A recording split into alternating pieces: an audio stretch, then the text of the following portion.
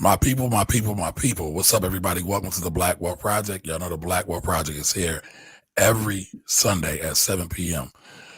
We doing this for the culture, y'all. We doing this for the culture. So every week we get on air, we talk about some issues. This week's issue we're talking about: do you need a tricking line item in your budget? Or should you be budgeting for your tricking activities and proclivities?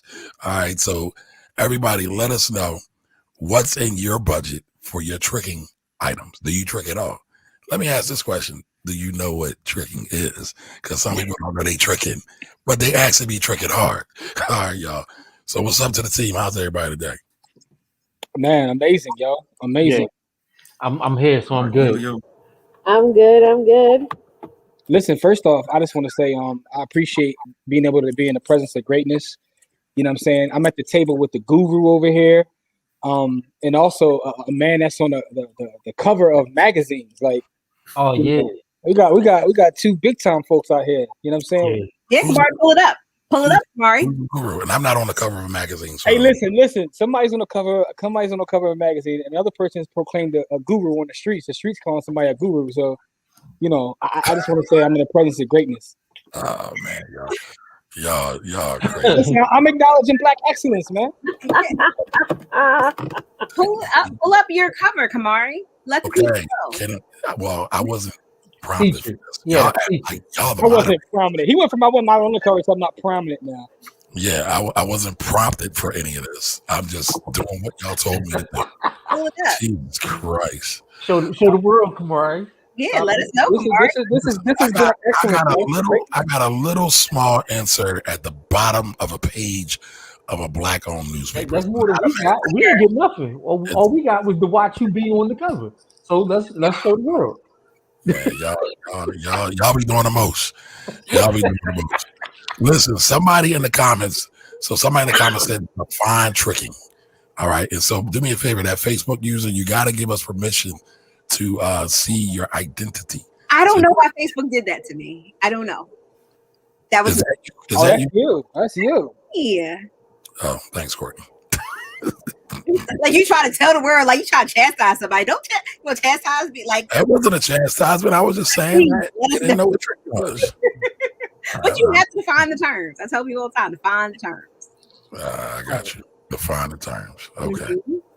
Right. Don is here. We just start. Oh, Don here. All right, it's official. We starting now. Don is here. Yes, and I see Adrian in here is in from the snow. I didn't even occur to me that Chicago probably got beat.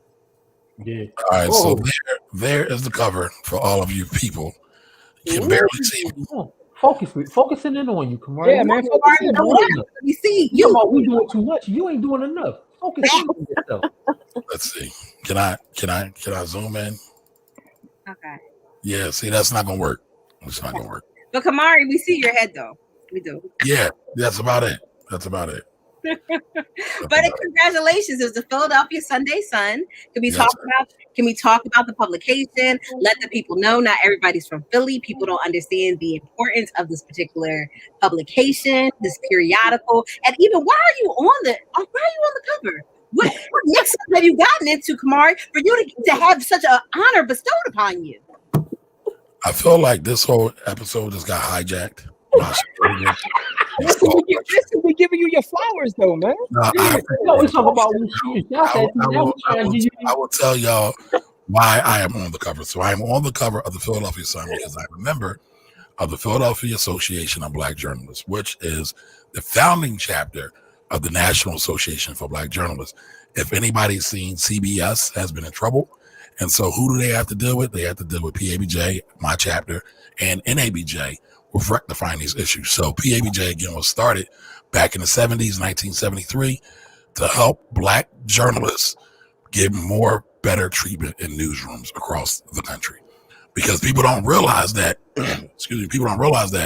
Black journalists, going all the way back to W.E.B. Du Bois, are largely responsible for getting the word out about our mistreatment, also responsible for getting the word out about various opportunities and community gatherings. So journalism and media is very important to the Black community. So I'm a member. They like to call me a journalist because I do so much live content, but I'm also the treasurer. So a new administration just came in. I'm doing my second term as the treasurer at PABJ and the Philadelphia Sun.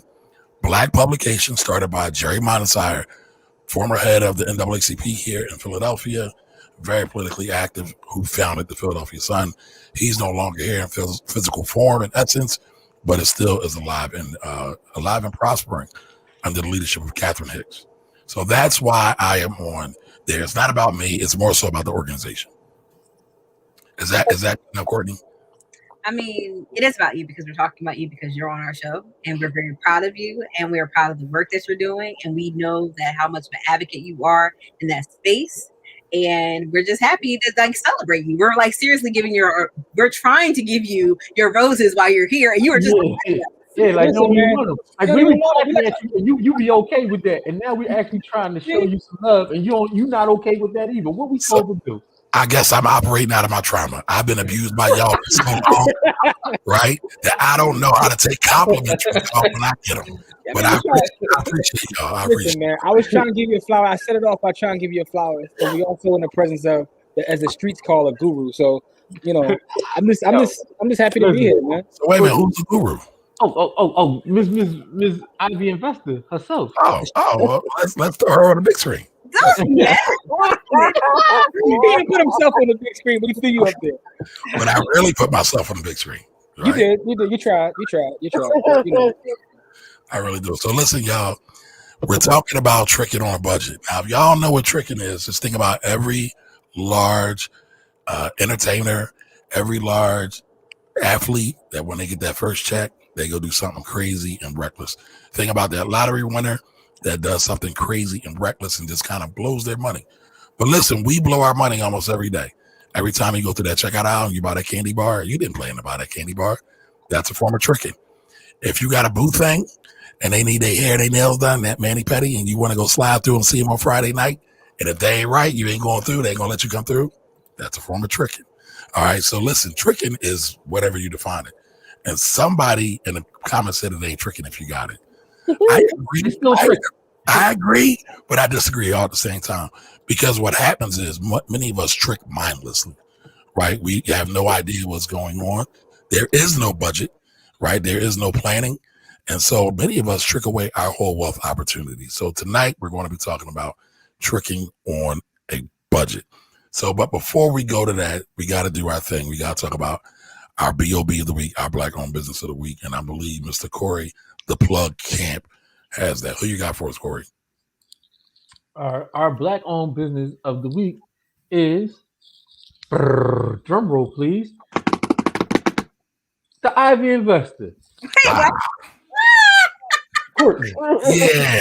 Courtney. There we go. She put out, it was a lot of volatility in the markets this week. And Courtney put out some journalism, you know what I mean? And she constantly does this whenever there's something that the community doesn't understand or doesn't know. And she put out good content. And so, we do give love to other Black businesses, but I definitely wanted to show Courtney some love about, her coming right to the people with the information that they needed about this GameStop fiasco, whatever is going on in the market. Because I don't even really want to get deep into it. I know you put out content around it also, Kamar, but we just gave you flowers. And so I'm giving the flowers. There's more than enough to go around. There's more enough to go around. Thank you. I'm trying to navigate Courtney's new website, y'all. She got a whole new website. It's fire too. It's hot. So thank you. That's Sandy. Yes, I Am Cheap. She got me together. Sandy from Yes, I Am Cheap. Sandy Smith. She pops up in the clubhouse with us sometimes. Right, but who is Sandy though? Right, like Sandy does some big stuff. Sandy is also the founder of Elevate Community, which is basically the black. I wouldn't even call it the Black version of FinCon because that's just not fair. But it is a place for Black financial influencers to commune, to get spotlight, to be seen, and actually get the resources they need to provide to the community.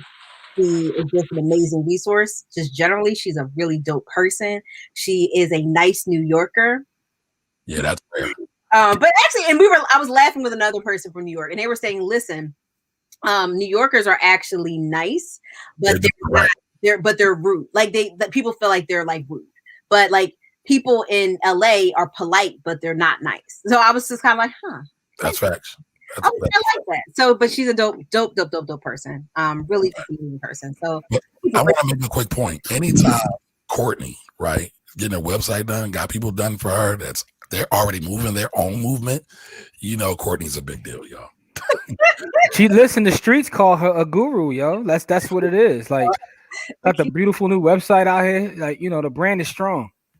All right, so listen, I didn't want to do this, but since we're here, Courtney, can you give us the 30-second abbreviated version of what the hell is going on with GameStop and Robinhood? 30 seconds. 30 seconds. Yeah,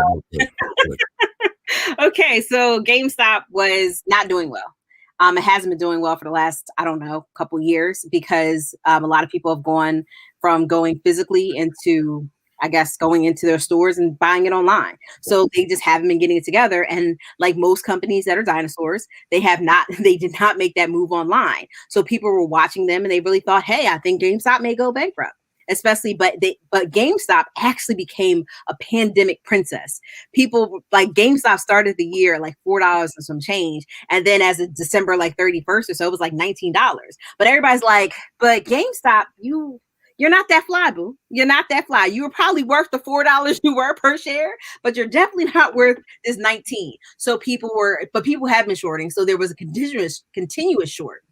And so I believe the shares were, they said they were over leveraged by 40%. So 140% was the short position on GameStop. So what does short mean? So short means is that when you think a company is going to go up, you go long. You actually take ownership of the shares. When you're shorting, you think the company is going to go down. You're borrowing the shares and basically you're trying to buy it back at a lower price and you profit the difference. So there were a lot of people short, and then the internet's caught on. But there were two short squeezes that happened, which actually caused the price to go up. So the first one was that Ryan Cohen, who is the founder of Chewy, was first of all, let me tell you this: Ryan cussed the whole entire board of GameStop out, read them for filth in this letter. If you look up Ryan Cohen, if you actually go on my website, the blog post, I actually link to the letter that he cussed them out and read them for filth. And he said, listen, the reason why the company's not doing well, and the reason why is you guys haven't caught up and everybody's shorting you, be blessed. So they brought Ryan, he was the founder of Chewy. Chewy.com is probably blew out Amazon in the space that it was in. They were acquired, I forgot who they were acquired by, but now they're a publicly traded company. Market cap is amazing. It's just a great company. So when they brought Ryan and his team onto the board, investors got excited because they're like, yo, we're actually going to get somewhere and probably get the Chewy profitability over on this side. So what happens when people get excited about a stock, get excited about a company, they start buying. When you start buying, the prices go up. But remember, you have a whole bunch of people out here short. So the thing is that people have to cover their short. So it's basically like covering your behind. So I think Aisha Sheldon said a really good point. She said, listen, it's kind of like you borrow a skirt or something from one of your friends, you sell it or whatever, but you hope that this company, that the skirt's going to go on clearance. But it doesn't. Beyonce ends up wearing it. She wears it. Everybody gets excited. The cost of that skirt goes up astronomically, but you have to return this skirt to your girlfriend the next day. So you just got to buy it at whatever price is at. And that's what ended up happening. But also that rush to buy of all the short sellers increased the price. So the price just started shooting up because you had investors that were interested, but then you also had people who were trying to cover their shorts, and just life got out of hand. So that was the first one. And then Reddit jumped in at the end of the month and they said, yo, we're all going to jump in on GameStop.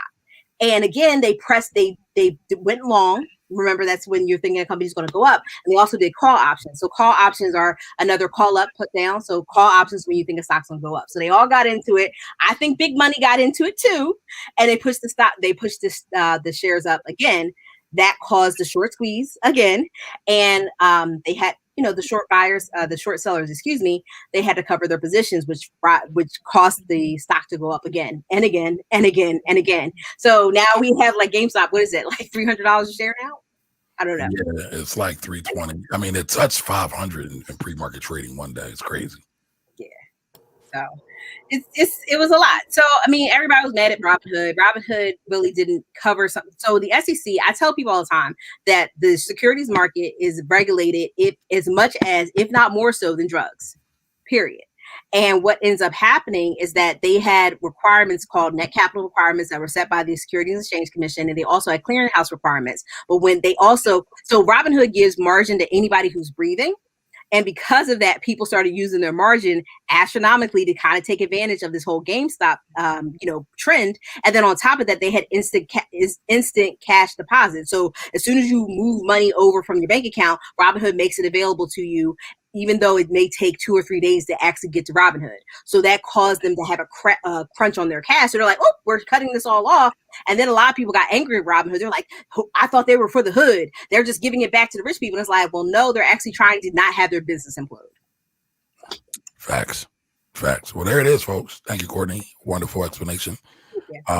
Shout out to Aisha Sheldon, too, because I took that same reference today when I was on radio. I just made it a bike because I'm a dude. I can't be talking about skirts. So...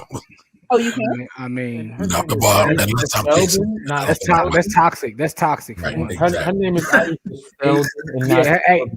Her name is Selden, not Sheldon, by the way. Oh, it's Selden. My bad, y'all. Yeah. Love her. I love her. Listen, my bad. Don't want to slander nobody's name, but listen, we just out here doing what we got to do because we fly than the rest of them. Still trying to. But listen, we gonna get into this tricking situation, and before we get into that, I want to start it off with a great quote from a great poet. Sue me, I'm rooting for everybody that's black. I'm rooting for everybody that's black. Spent about 2 racks on handmade do-rags. Sue me, I'm rooting for everybody that's black. So that's from the great poet Wale, y'all. If y'all didn't catch it, I also referenced a Nike boot line in there. I'm super duper hip hop. But that encapsulates tricking not on a budget, because I have a feeling Wale doesn't have a budget. I love Wale, but he be mad emo sometimes. So I know his emotional triggers be off and be behind all kinds of stuff. Wale spent $1 million on Uber a couple years ago. Just the rides? Just Uber, yeah. Wow. I was just want to say sneakers. No, Uber. Like he showed the receipts and everything online. He was talking about like it still saved him money because he would have paid more if he hired a full-time driver. So, and that's something else about this whole tricking conversation. Like, how far you're willing to go to justify purchases. I think that's pretty funny, and I think we're all guilty of it. I mean, but listen, you could have probably bought a car for, let's say, 50 grand, paid a driver 75 grand. You're at 125, let's say 150 all in. That's still cheaper than $1 million. If you're in the same city, right? When you're between DC, New York, LA, Miami, Atlanta, it's different. See, Malik probably hit about a quick $500,000 on Uber before. Nah, but you shaking your head like something happened. So, listen. I had a rough night in the Uber one time. Yeah, it cost me a little bit of money. That's what happens when you give them an address to a different county and you pass out in the back of their car, wake up in the woods. Then you got to get back to where you got to go. That's what happens. Man, that's like a backyard story time for the gram. Yeah. Wait a minute. So, Coach Carter, why do you have Real Estate Coach Carter for now? Are you going to officially change your name to David Ruffin? Hey, no. Listen, I just got it for now because stock market Coach Carter. Listen, I might have to change. I'm not going to be. I don't know if I'm going to be continue to talk about real estate as much as I was. Are you going through a midlife crisis, man? What's going on? You all right? No, not at all, man. You know what? I'd like to be, transparent. I was real estate coach Carter when. So first of all, my name is Coach Carter, not because I'm real estate coach. It's Coach Carter because that was my nickname when the movie came out. Everybody called me that, right? And I wanted to include the real estate in my name, so that's why it's Real Estate Coach Carter, right? So, and I had that when I was really, taking on clients, heavily. But so right now, I'm looking to do more, development stuff, and I'm losing to the algos. My marketing is trash compared to the other people. So I might, concede. I might concede to the youth, concede to everybody else, putting it out. So you mean to tell me your salacious posts ain't working no more? They seem like they still get traction. Well, that's why they got more salacious, because he was like, you got to work them algos. Like, if you notice, he stepped it up. No, actually, I don't post a lot anymore. Like, really, I haven't posted. I might only post like every other day, maybe at night. I might repost some stuff, but listen, like, I noticed that you slowed so down. Kamari ramped up. So normally I get content like if I'm in a project, but I'm not in projects anymore. It's like, so people, I don't mind showing the process of a rehab. I'm not, documenting my life in here chasing kids around all day long. That's not. Okay. All right. That might sell them. That might sell some product though. People want to see that. Yeah. I'm cool. I don't want to. I won't do that. But yeah, either way, let's say Coach Carter for now. I might have to make some changes to the name. We'll see what happens. All right, so let's roll us back real quick. Willie, you just kind of gave us a mini tricking story, right? You passed out in the back of an Uber. That was a hell of a night. I will say this. Were you tricking? So were you tricking? Was I was at Onyx. And you don't have to answer if this will. Listen, I was definitely at Onyx that night. I was tricking. Yo, you was tricking. I was at Onyx. I was tricking for real. Onyx. Tricking. And for those who don't know, just look up Onyx Philadelphia, and because I'm not going to tell you what it is. No, listen. You know what? Let me tell you why that night was amazing. Thank you, Tracy. Listen, y'all. Tracy is our new producer. She got all the sound effects, and that was on point. The night was just so amazing, man. Because one of my clients from Hong Kong came to town, and he wanted to go out, and he had never been to a black strip club. And me and my homies, we went out. We went to Down, got trashed, and then went to and then took him to Onyx. He had the time of his life, man. The time of his life. All right. So was that in your budget? Was that tricking line item in your budget? Yeah, for sure. Yeah. I got it. It wasn't a line item, but I could afford it. Okay, so listen, I'm gonna tell you the one night I couldn't afford messing with Mark Lamont Hill, man. Messing with that cat. Don't snitch on him. I mean, don't dry snitch on Dr. Mark. Don't dry snitch. No, listen. Come on, it's public records out in the streets. It's not even okay. All right. I'm not talking about nothing serious. This was our 20th class reunion, ENS class of 9-6, right? The most ever did it. And so after the class reunion, she knows where this is going. She knows it's back. Tracy, cue music. So after the class reunion, the after party, I'm like, yo, let's go to Vanity.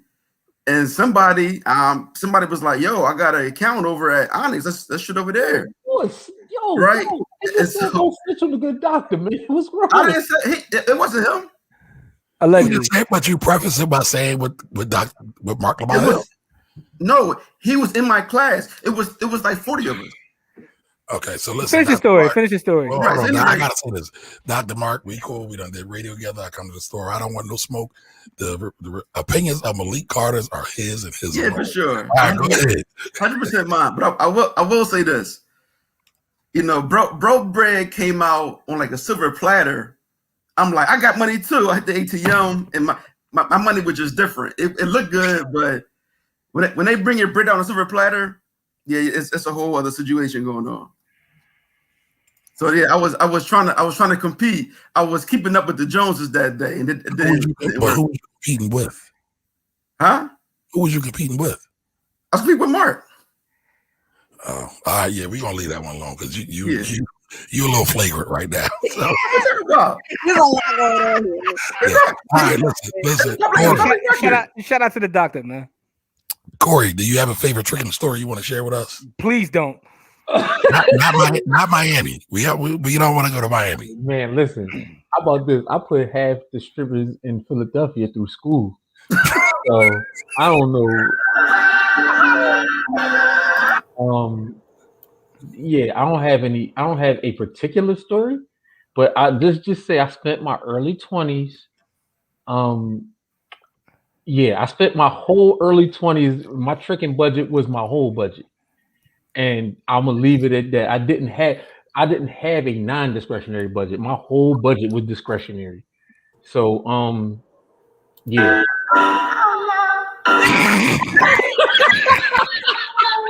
All right, Jimmy, what you got? I'm got nothing for y'all, dog. Listen, I'm a good wholesome brother, man. I don't know what y'all talking about. We know Monica's right next to you, so can you give us a clean version, a whitewash version? I don't want you in trouble. Hey, Monica, I know you're watching.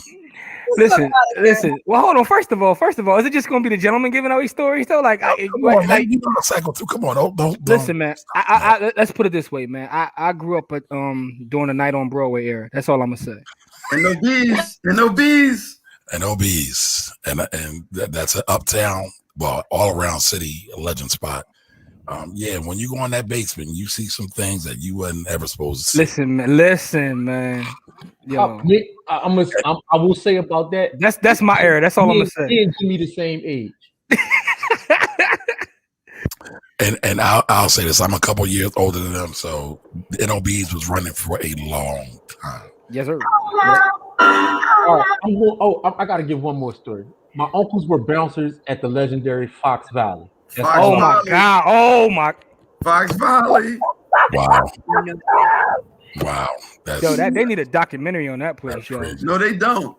Yo, you need it, like, yo. First of all, never mind. EA all day. All right. So, Courtney, have you done any tricking, madame? Because y'all know Courtney tricking is primping proper. Yeah, she's a guru. Her tricking is like buying Mercedes. That's actually where that actually is my tricking story. Boom. That actually is it. That's it. That's what. Did you know that? Listen, listen. You're a guru. I know what it is. You said the Lambo. Listen, I had a rough day. Please know, like, if I ever have a rough day, like, you're like, Purdy, where did you get this random expensive piece of whatever? I'm like, I had a rough day. But no, I probably would say that my worst purchase was actually like a tricking purchase. So I purchased this 2012 Mercedes. Thing was amazing. First of all, it got down in the snow. I appreciate, and it was a sedan. It got down in the snow, and it was a sedan. It was an amazing car. It flew. It just drove so well. It was amazing. But that thing, Tracy, Tracy, have you seen my repair bills? I did. My repair bills had commas in them. And it was like cheers. Like, everybody knew my name at the dealership. She said, Courtney, hey girl, hey, good to see you. Hey, thanks for I sent them edible arrangements. Like, thanks for the edible. We love you. You're cool. Mean it. And it was like ridiculous. I looked at how much money that I spent and just maintained it. And you're like, your car is so well maintained. Yes, because you get so much money out of me. And like, I will pause in getting another luxury car. Understood. Okay. Come on, just think about it. I think my worst purchase in terms of tricking, I spent like $800 on a Versace belt one time, which was way out of pocket. But Versace. Yo, shout to Vazori's though. That's when Vazori's was on, like, next to the hair company. Wow. You know what I'm saying? So I was coming out the hair company, caught me my Versace. But I think that's the worst, like, tricking thing I've ever purchased in my life. Not the most expensive, but when you think about what it is, it's literally a belt. Where did you wear that Versace belt? Everywhere. I know you bought it for that night. No, I didn't actually wear it everywhere. I wore the Studio 37. I ain't gonna lie to you. You know what I'm saying? Oh man, y'all bringing them in. Wow. Y'all bringing them I'm telling y'all. And that's where the story stops, because shout out to the Versace belt, though. You know what I'm saying? Okay. All right, Tracy. Now I know you always be prim and proper, but we need the real deal. We know you got some dirt out on these tricking streets. What you got? So, but here's the thing, though. Like, these tricking budgets, y'all assume only have to be one time. Like, you don't. I'm asking for the worst occurrence. The worst occurrence. Because we would be here all night. Because I know we all done partake in some debauchery in some way, shape, or form. Probably think of the biggest debauchery that I can talk about on air. The ones you can't talk about on air. Share whatever. It's just us. Not us and everybody on Facebook Live and YouTube Live. It's only a couple thousand of us. Right. Everybody know that we got a no snitch code here. Snitches get stitches. Yo, real quick, Kamari, for the folks out there that are leaving comments, let us know what your worst tricking decision has been. Put that in the comments. Put yourself out there too. I'm probably gonna say at the time taking somebody I was dealing with to St. Thomas for the weekend. Damn! You was flying folks out. Hey, big head. Your inbox she about to set her inbox on fire. Yeah, Tracy, you know right there. How you doing? And How you doing? Hang out with you. Let me Can be I go with clear. you? Let me be clear. This was in my 20s. This is when it was reckless. This is when it was before Make It Rain was a thing, and life was crazy. Nowadays, there's way too many gatekeepers I before should have you went get to to that boat. regular places to meet regular girls like you. That's why my life turned sour at a certain point, man. But Because I listen, wasn't in places Malik I told couldn't cats. out. But Malik told cats a couple of episodes ago. If you want to meet a nice woman with some bread, y'all need to get in these travel groups. Yeah, I played my. That was a hell of a listen. That was some great advice. If y'all ain't True. on it, I played myself hard. I was looking in all the wrong places. I was actually in the wrong places, literally. You got to go to a church for that place I'm going tonight. Yeah. That's why I'm going. Shit. Anyway, listen. I had a young lady buy me a car before for my birthday. Oh, damn. I mean, what am I doing wrong? hold up though. We married now, so I was about to say, I knew that was coming. That's right. Monica put the pimp game down strong. Right? That's right, Monica. You get pimp of the year, baby. Dad, she did some more gold. Monica new name is Goldie now.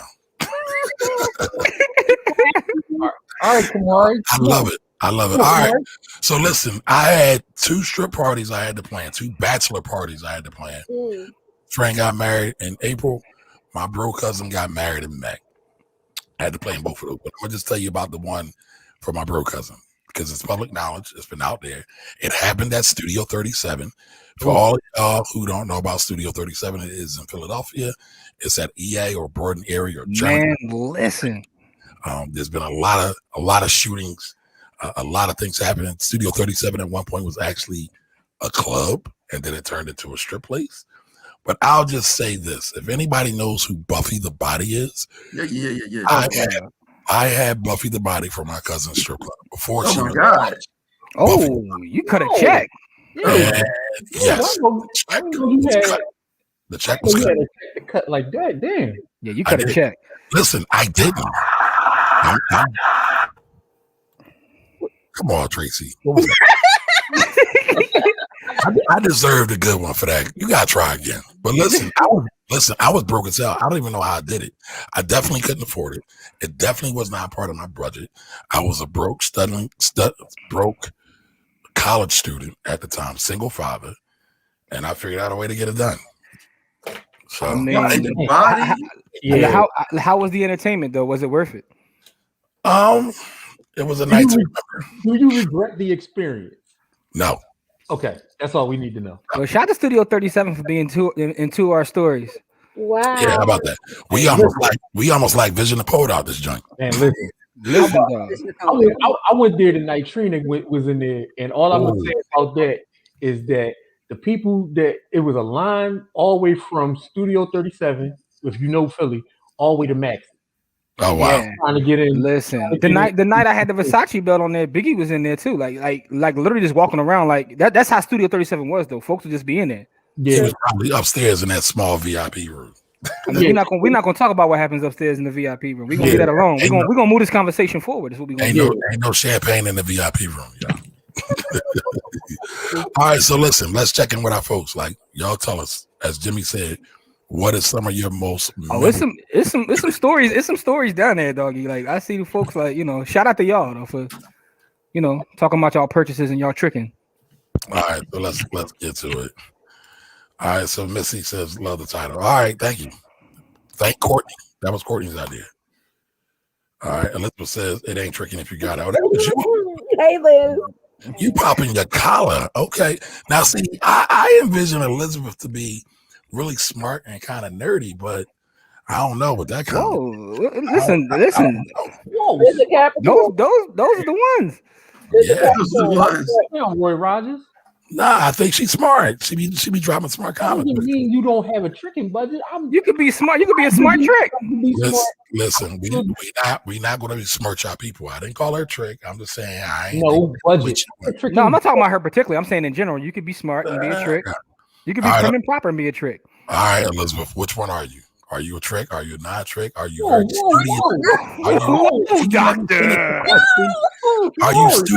Are you studious? Will y'all be quiet? Are you studious with your funds? Oh, God. We want to know.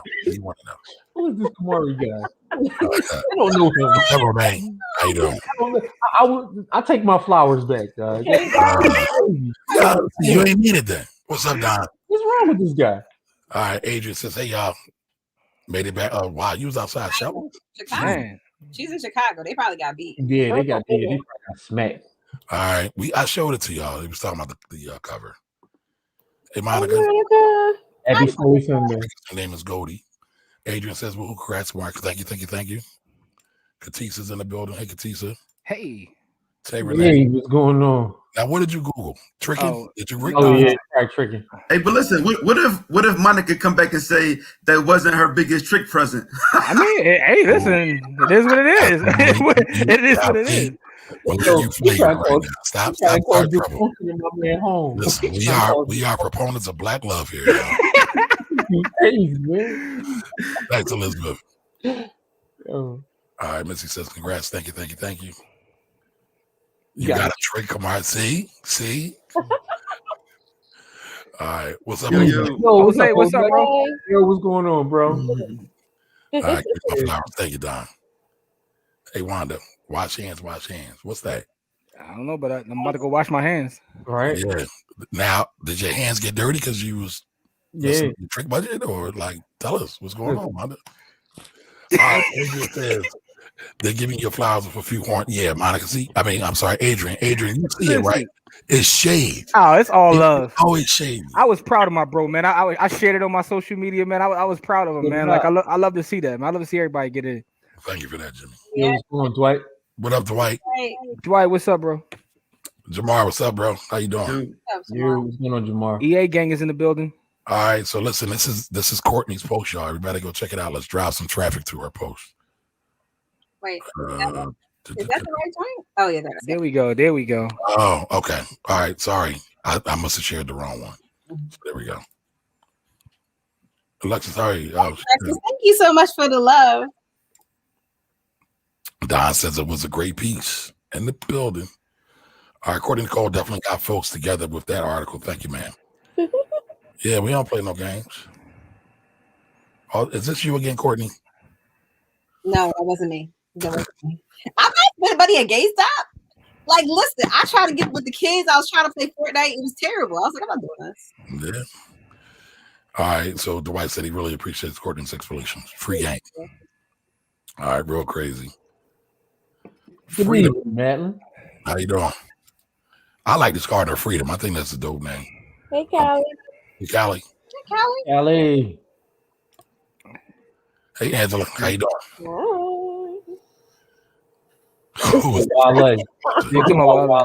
Yeah, who knows? Yeah, I don't know. I mean, he is such an artist. He might not be able to have a financial advisor, to be honest. All right, when I made Uber, I was hoping you meant stock, not actual rides. Yeah, no, he wasn't Beyonce in it out here.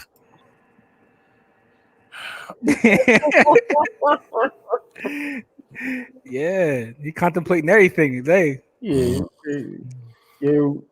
What's up, Molly? Molly, what's good? Passed out Uber. Yeah, he wilding up. Yeah. So this budget. The way Tracy is shaking her head, yeah. Man. Tracy like grandma out this joint. No, because she heard him when he said, "Yeah, Mark." When he said the Mark, you know. Right. I was like, oh, come on, y'all. So hold on. Tracy, did you and Malik graduate the same class year? Not the same year, but we went to the same high school. So right. Malik and what's his name? Mark Lamont Hill was all. We were all in the school at the same time. So who's older, you or them? Them. Okay. Damn, the little laugh at first. Get out of here. It was spring chicken out here. All right. Facts. Keep the chicken tender. All right. Lost flash everyone's eyes. The tendies. The young tenders. Tell it. All right, come through, plug. Don't be, my past is what it is. You know what I mean? I ain't trying to hide. Crystal, what's going on? Yo, what's going on, Crystal? That's fire. Hey, man. All right. Yeah, they laughing at me. Through school. Yeah, Corey be out here wilding, y'all. Yo, I can Actually, listen. if y'all pay attention, like 50 to 60% of Corey's stories is about strippers. But I ain't saying that. Hey, listen, man. I can't tell you how much time I spent in bars and strip clubs during my late teens and early 20s. That's why nobody was shocked when he bought his own bar. We was like, okay, this makes sense. It made perfect sense. Right.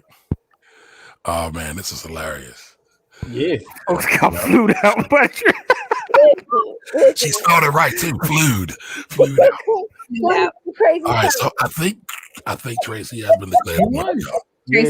Tracy is the trickiest trick nasty out here, y'all. Yeah. That's trick nasty. God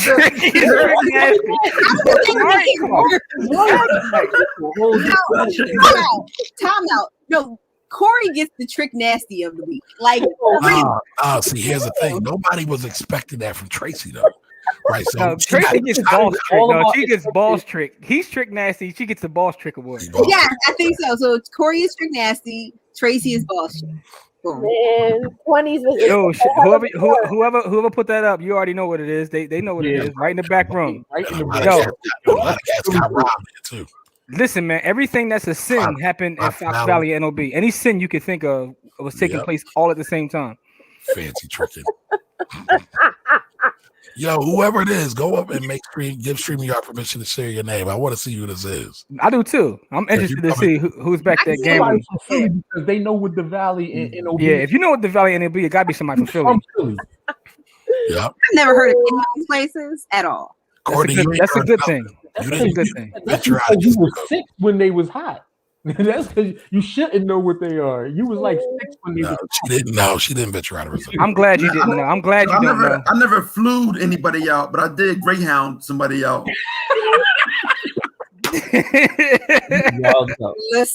Listen, man, you out of your depth. All right. I know. Yeah, Sean know who the person the Facebook. Oh, Sean Fleming. Yeah, he's from Broad Island. He lived right around the corner from the. Oh yeah, he know what it is. Yeah, he know all about it. Yeah, he know all about it from. Oh, look at Andrea's story. Whoa, let my husband buy that Benz and crash it within a month, but he probably brought it again, so that wasn't you tricking. So they smacked the Benz out in a month. Sheesh. I hope I can't talk about nobody smacking no cars. My track record on that is trash. So damn, Kamari, what the hell you be doing? Car you smack out, bro. Talk about that. What the hell you be doing? So I'll give y'all a true story. I brought an 89 Honda Accord Coupe in 1993. Was working at UPS, was working the overnight shift, and I crashed it out within a week of getting it. Damn, dog, a week. But here's the thing: you didn't refill gas yet. Yeah, right. And that thing was clean. The Hondas was rolling it back then. I was like a step away from that coupe, but I didn't know I had sleep apnea, so I would fall asleep at the wheel a lot of times. I didn't have sleep apnea. So again, health is wealth, y'all. Health is wealth. That's why I should. Is that sleep apnea or narcolepsy? No, that was sleep apnea. It's also UPS, bro. Because I worked at UPS. It was definitely that. Dog, I don't know if anybody has ever worked at UPS. I think I lasted 3 hours, and I was done. I retired from UPS within 3 hours. I have a story about falling asleep at the wheel, but it was kind of crazy. Like, so man. No. So there wasn't, just for the record, I wasn't drinking. I just got off work late. I was tired. Plus, I had sleep apnea. So Jimmy's right. It was UPS too. Yeah, I went to the hospital and I had a toothache, and they gave me a Percocet. Back in the day, they used to give you Percocets for toothache. And they gave me a perk, and I didn't go to the hospital with nobody, and so I tried to drive back, and I fell asleep at a stop sign, for 10 minutes. Damn. Yo, I was rocked. You had that 30 in you. That's what it is. Yeah, they hit me with a perk.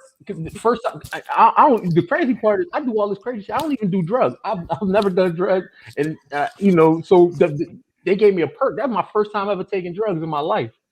So I was high as a kite and fell asleep at a stop sign for 10 minutes. And so one of the drivers got out their car and knocked on my window because I couldn't get around me. And then I woke up and drove home. I was like, damn, yo. Yeah, damn, that's crazy. So Monica, you bought you a car. No, and listen, it was a Jeep though. Like she, you know what I mean? I don't want you to think it was one of those small. It was a Jeep, but you know. Hyundai got Jeeps. Yeah.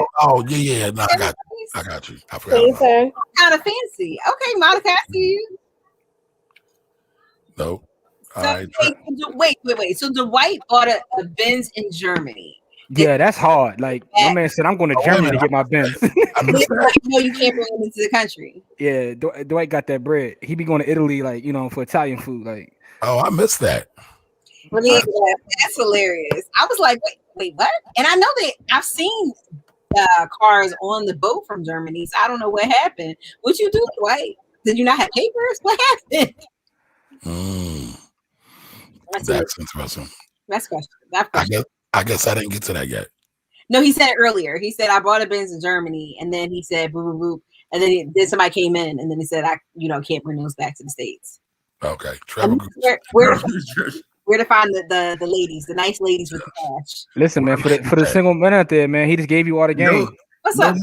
No madness. Travel the wire. Hey Tyrone, you gonna tell us your story in the chat or no?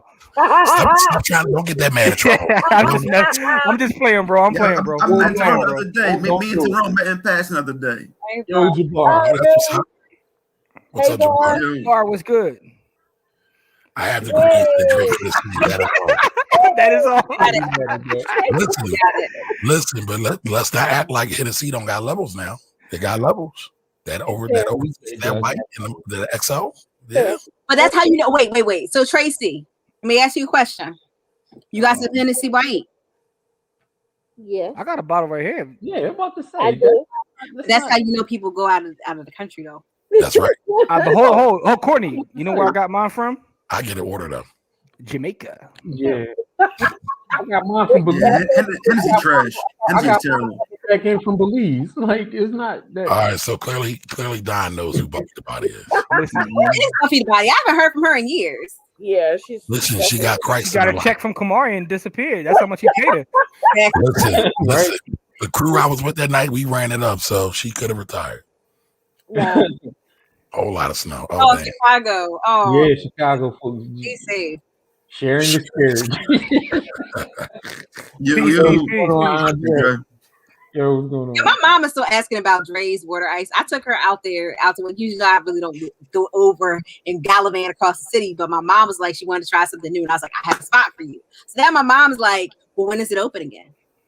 She's like, we gotta go back. I was like, are you serious? I was like, I'm pretty sure he's in the supermarkets now. She was like, well, I want to go see him.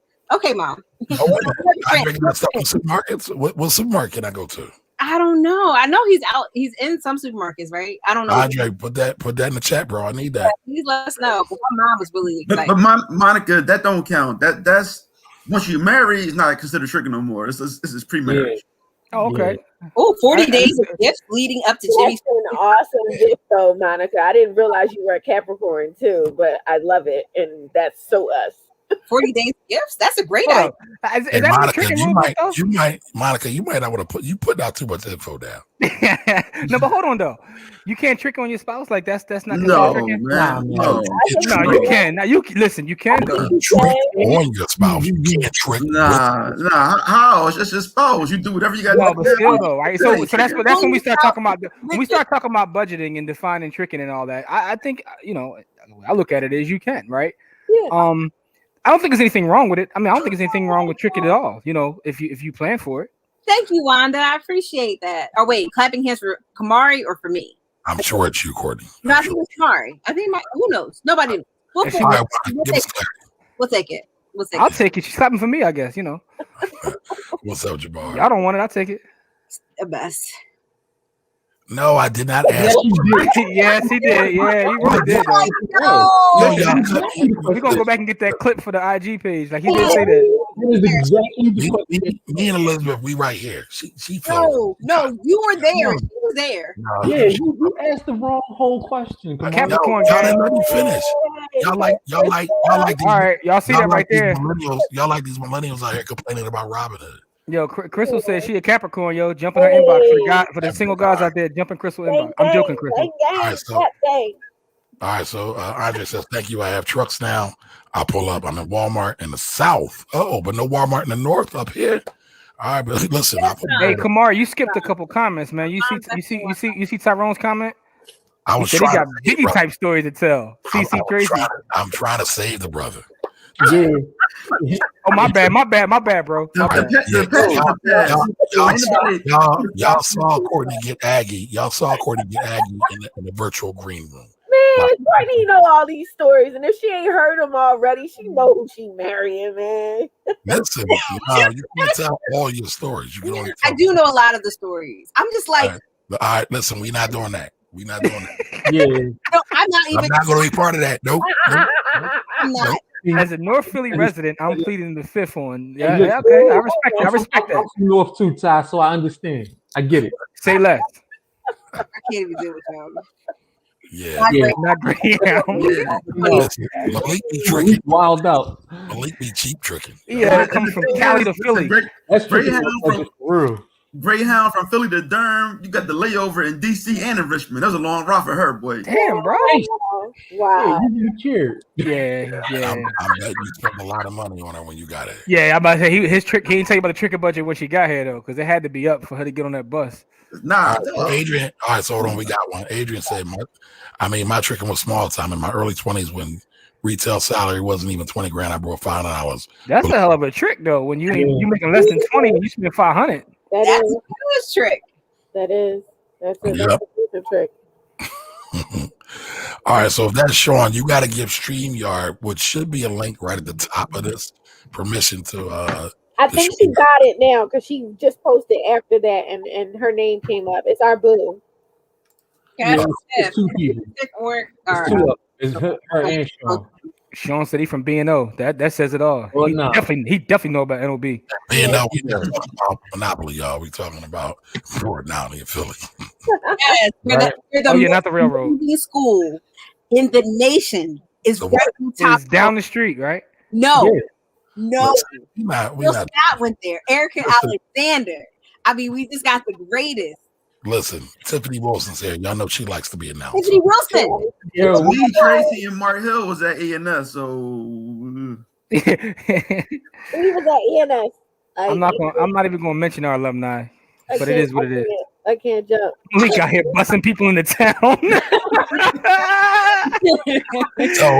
So is that like busting it open, or is that just busting? No. You go too far, Kamar. Kamar in his bag tonight. Kamar think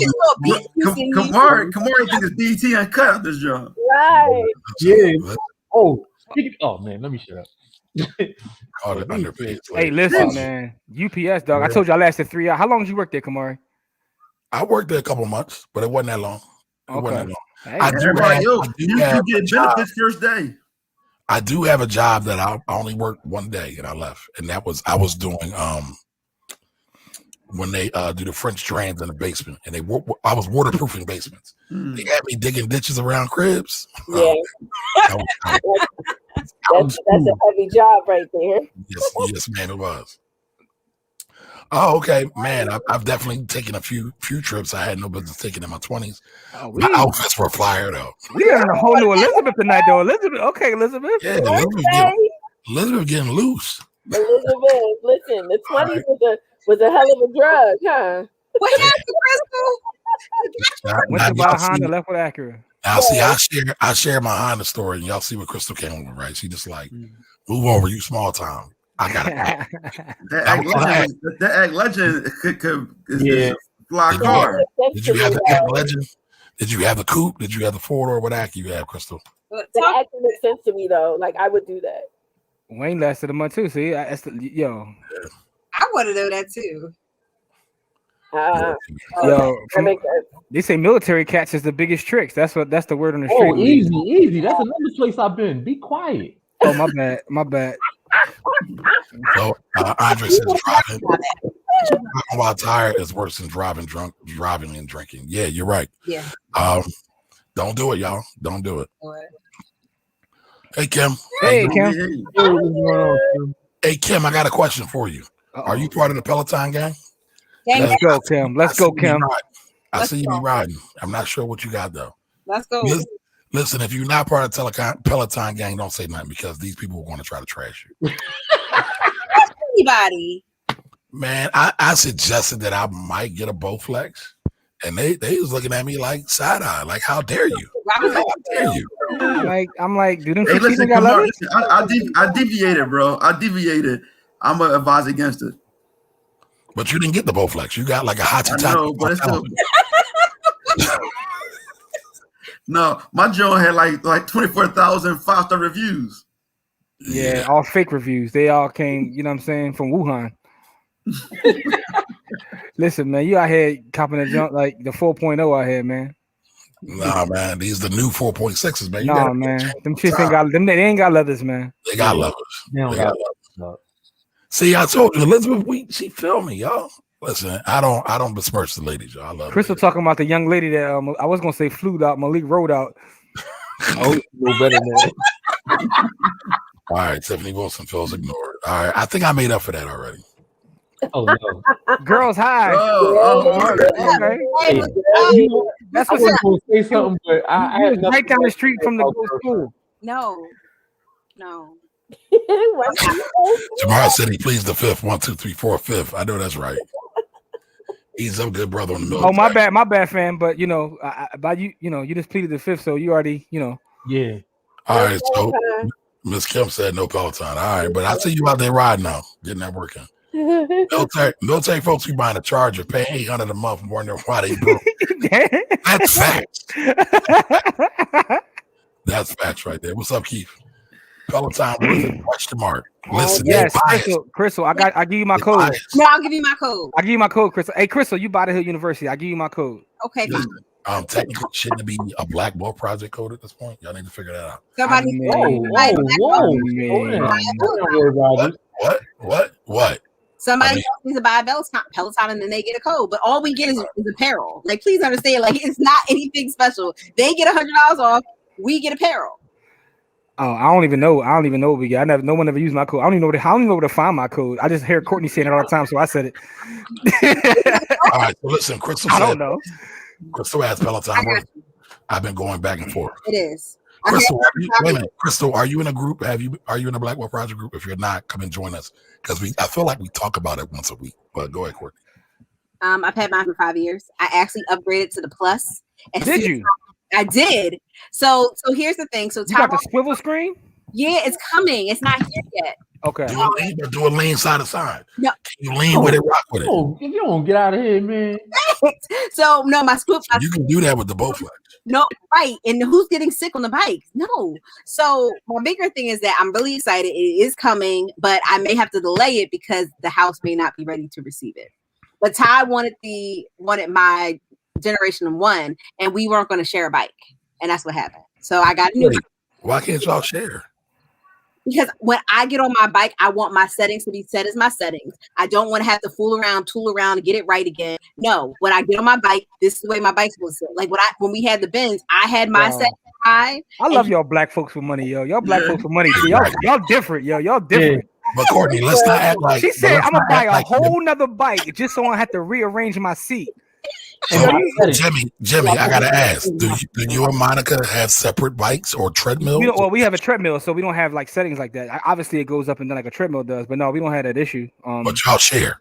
Yeah, but because you can put multiple profiles on the treadmill, like Shout out to all my family who got profiles who don't. Take can't you do multiple profiles on a bike too? You can. Correct, but that's not the issue. When you get on a bike, you have to set it. I am 5'1.5". Come on, this is rich Negro talk right here. Listen to what she's saying. She's buying a separate bike so she doesn't have to adjust her seat. So this is some wealthy Negro talk right here. So this is Mount Airy bourgeoisie talk. This is some wealthy. Listen. Very Mount Airy of her right now. All right, so Crystal, hopefully that helps. Courtney loves it. Jimmy loves it. Malik kind of loves it. He says he's going to get one. Hasn't gotten it yet. Yo, Crystal, Peloton changed my life, guys. I ain't gonna lie to you. I'm saying I get one. Oh, you get one? No. I say I don't like my purchase, but don't mean I'm buying one. No, this thing got to burn out. No, I'm being happy for a few years probably. So Not a Corona bike. Oh my goodness gracious. Yep. Thank you for your service. Not giving those stories, but they love Black American men in England. All right. Oh, okay. That's a fact. Hey, Tiffany. Hey, no, whoa there. No, it's not. What the Central Wow. do is 50% girls in Central. Yeah, pretty much. When we went there, it was 60-40 the other way. Yeah. Okay, that must be Sean. Sean said we love garage. He's from B&O, so he definitely, he knows. If he knows. Thank you, Elizabeth. Thank you, lady. She said y'all asked about tricking, so here we are. This is my safe space. I'm glad. Liz, we love you. Don't worry about them. Okay. Peloton. All right, Monica says it, but Monica shares her Peloton, y'all. So she's not We moving. need two bike, not no more. She's talking about the bike. I think she wants to get a bike too. That's what I'm trying to say. The bike. Damn, Monica, you just messed it all up. No, but here's the thing though. We don't need two bikes. I'm cool on the bike. She can get her own bike. Like I'm cool with my treadmill. I love my treadmill. But that's what I'm saying. Like the bike is different. Like when you get on The your wrong bike, was like, we ain't doing that. That's my nerdy talk. No, but I want y'all to understand. It's about like, yo, that's like buying a second car so you don't have to rearrange the seat. And Courtney brought up her Benz, and she got memory seats in the Benz. Like, so that's being extra right there, y'all. God bless you, Tyrone. Tyrone, I'm praying for you, brother. God be with you. Anyway, They sound like preferences. That's what they sound like, preferences. That's all. Listen, man, I ain't gonna lie. I love y'all rich Negro talk. I love to see our folks be out here talking like this. I love it. Jimmy. I'm just saying. Listen. I love it. I do love it. Trips to St. Thomas, 2 bikes. I love all this talk. You know what I mean? Now, this is bus tickets from Carolina. I'm sorry. Go ahead. Hold on, y'all. Hold on. So Miss Kim, who's been married for like forever, like OG in the game, getting money with her husband, says, "LOL, Courtney, and here I am wiping Cloroxing my husband's sweat off of the bike, making adjustments before I ride." Hashtag I need my own bike. I'm just saying, but she working up to it. She probably had that bike for like 30 years. That's the other thing. That's my point. Like, again, you're wiping the person's sweat off. You're changing the seat, all kind. And what if you guys want to ride the same live ride? Now you rock, paper, scissoring who's going to get on the live ride. Hey, do you remember what I said earlier? I told you the power of justifying a purchase is amazing. Like that's inherent in the trick spirit. Inherent in the trick spirit is justifying a purchase. You will listen. No, that's not what I'm saying. What I'm saying is what's inherent in most folks, right? And it's part of the tricking spirit is we will justify any purchase. We will find a way to justify a purchase. Like, doesn't matter what it is. I agree with that. A lot of times. But listen, let's do this, right? I know, listen, y'all, we having fun. We said we wanted to make some of these a little bit more light, but this kind of came from a Clubhouse conversation where we were having a real serious conversation. And Courtney said everybody should have a tricking budget. And I believe it was a conversation about what would you do if you won the lottery, or either what would you do if you got $1 million today? So Courtney, can you tee this up for us and just kind of let us know what you were thinking when you said that? So the thing is, when people get large sums of money, they end up like blowing it. But I think one of the things is that you say, but the opposite end of that is saving it all or kind of doing something productive. But I think the happy spaces in the medium, like our middle space, is that you trick some of it, you allocate a certain amount for tricking, and then you save the rest of it. So you kind of get to enjoy the fruits of your labor now, and then you have something for the future. So that's kind of that whole idea of the tricking budget, is that you make a part. Like, so if I win $1 million, I'm going to say maybe 20% of it, $200,000, I'm going to trick. So if I roll up with like, a pony, in my backyard, and I have a gazebo and all kinds of nonsense, and you see me pull up with a Lambo, Lambo probably take all of that. But if you see me do something strange, you know that I'm being productive with the rest of my money. But I think sometimes if you don't do that, it causes you, it's kind of like if you're dieting and you're only eating like watercress and ice, and then all of a sudden you go to a buffet, you just pick out. Same thing with money. Money is so emotional. So it's just trying to getting that part of the emotion. Like, okay, you can save you, like get your little taste of the trick over here and then be responsible with the rest. So that's the thought process. All right. So listen, y'all, do me a favor, everybody, right? Remember, you're listening and you're watching the Black Wealth Project. We are here every Sunday at 7 p.m. Do us a favor. Share this with somebody who needs help with their tricking budget, because most people don't have a budget at all. And go like this comment on our Facebook page, which is the Black Wealth Project, and also on our YouTube page, which is the Black Wealth Project. Now, I'm gonna say this, right? We can define tricking in many different shapes, forms, and fashion. It's a noun, y'all. Person, place, or thing. You can spend all your money on going out to eat. It's not always about large sources, right? People get a check every time they get paid, or every time they get a check, they go to the bar. I worked at the post office for a season. Every payday, they go on to the bar. And I worked at the one on 30th Street. They would go to the bar right across the street on 30th Street. Yeah, they I, definitely would. I know they didn't budget for those things. How many opportunities did they miss by going to the bar and making that bar owner rich every payday? I'm sure that they paid the bar owner first. Many of them, not all of them, but many times they paid the bar owner first before they even paid themselves. So you got to be cognizant. If you're going out to eat all the time, if you are an emotional eater, if you are an emotional shopper, retail therapy is a real thing, and that tricks away a whole lot of people's money. So, man, listen, I know how that go because at 23rd and Venango, you got Lou and Chews and Walt's right across the street from each other. Stay packed. Because you got the bus depot right down the street, and the police station is a half a block from both of them Jones. Yeah. They get busy. Them Jones stay as a packed. matter of fact, there was a bar at the corner right there by the police station a long time ago too. Yeah, they turned it into something else. But yeah, it was 3 bars right there within a half a block of the police station. So that'll tell you all you need to know about those kind of establishments. Here you go, Dwight. Like it. Oh, hold on. So Don said Courtney is a part of the talent attempt. I ain't mad at that. But y'all not missing y'all missing it. He's saying Courtney's bougie. I know. No, I get it. But, all right. So Elizabeth said this is going to be Peloton revolution. Make my stock worth it, y'all. Let's go. Hey, Let's go. Let's go. It was a Chris said future pay. y'all like, Yes. Y'all rough. Listen, if I had a wife and with my bike, we got to share a bike. That's the couples that bike together stay together. That's all I'm saying.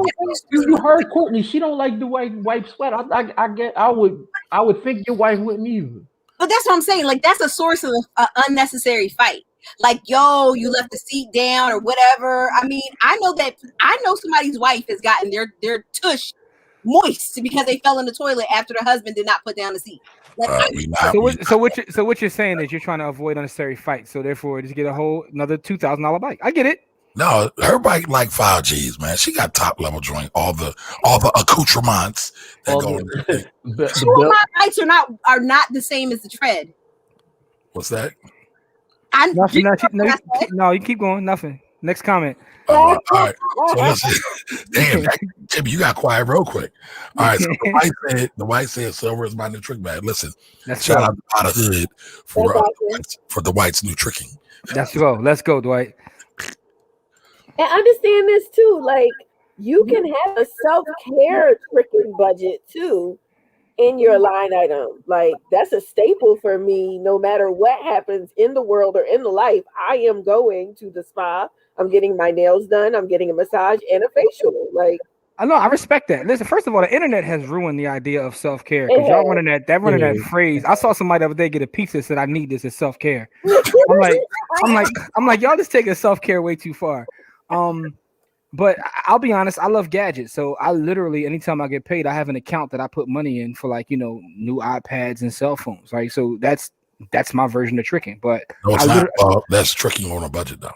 But it is. That's what I'm saying. I've learned to do that, though. I've learned to do that. So then when, something new comes up, I already have the bread sitting there. So I think it's okay. Like, whatever your thing is, right? Whatever your thing is, you should be putting up for. So it's not just about the lump sums. That's one thing. But on a week to week, month to month, whatever basis, like if you know you have an item that you're going to buy that doesn't necessarily fit anywhere in your budget, you should be putting up for it. So I know I like new gadgets, so I put up for it. Right. Facts. And I think that's so important to have that conversation. Is that, again, I used to, and before I actually got saved by the financial people, I would do things like I like certain things. I like cars. I have a really bad penchant for cars. Like, I like fast German cars. I get it honest. but I also like expensive watches. And it's just like, sis, you can't have all of those things. Like, we have to build wealth. So again, I had to kind of pull back and say, okay, well, out of all these things that I have or that I'm into, what can I kind of defer for a little bit as I build my bag a little bit, as I build a bigger bag. And I think once you have goals set for yourself, it's easier to align your budget along with your goals. But a lot of people don't have financial goals, and they don't have goals generally. And this is not a slight, but when you have goals and you're working on something, all the other things becomes noise. Good point. Gotcha. Good point. All right, so Ty says, hold on, I missed something. Whoa. See, I love y'all wealthy Negroes, man. Y'all talk is different. I'm trying to get this one for a minute. So Elizabeth says it's almost Valentine's Day, so a lot of folk fitting to be spared a trick. However, just for the record, tax refunds are going to be delayed, so I know a lot of people's trick budgets are going to be jacked up. So Valentine's Day will be delayed, y'all. So you ain't right. Stimmy. Listen, I'm just telling the truth. Sleepy Joe getting that Yo, tell Joe to send Stimmy out. That'll save Valentine's Day. Listen, you gotta get it through the House of Reps and Senate first. Easy peasy. Yep, easy peasy. All right, so Ms. Kip says, I'm about to knock a whole wall down. Expand. This rich Negro talk, I'm loving. Look at this one right here. Now, yeah, so I gotta ask, right? So her tricking it, but mine is $150 whiskey. So is that Uncle Nearest, or are we talking that Johnny Walker Blue? So it is Uncle Nearest. That's okay. Okay, Ty. That's fair. Listen, that Johnny Walker Blue do something to you though. That thing's smooth. I can't lie. All right, so Elizabeth, I know I be Courtney. Yes. Do it. Davenport agreed, Jibby. We all have our thing, so put up for it. Yep. Exactly. What's up, Dimitri? How you doing? I don't think you've ever been on here before, but welcome. All right, watches are a trick item. The white got 25 watches. Wow. So here's the thing. I will say to people who have a thing for watches, make sure that you get them appraised and make sure that they are included on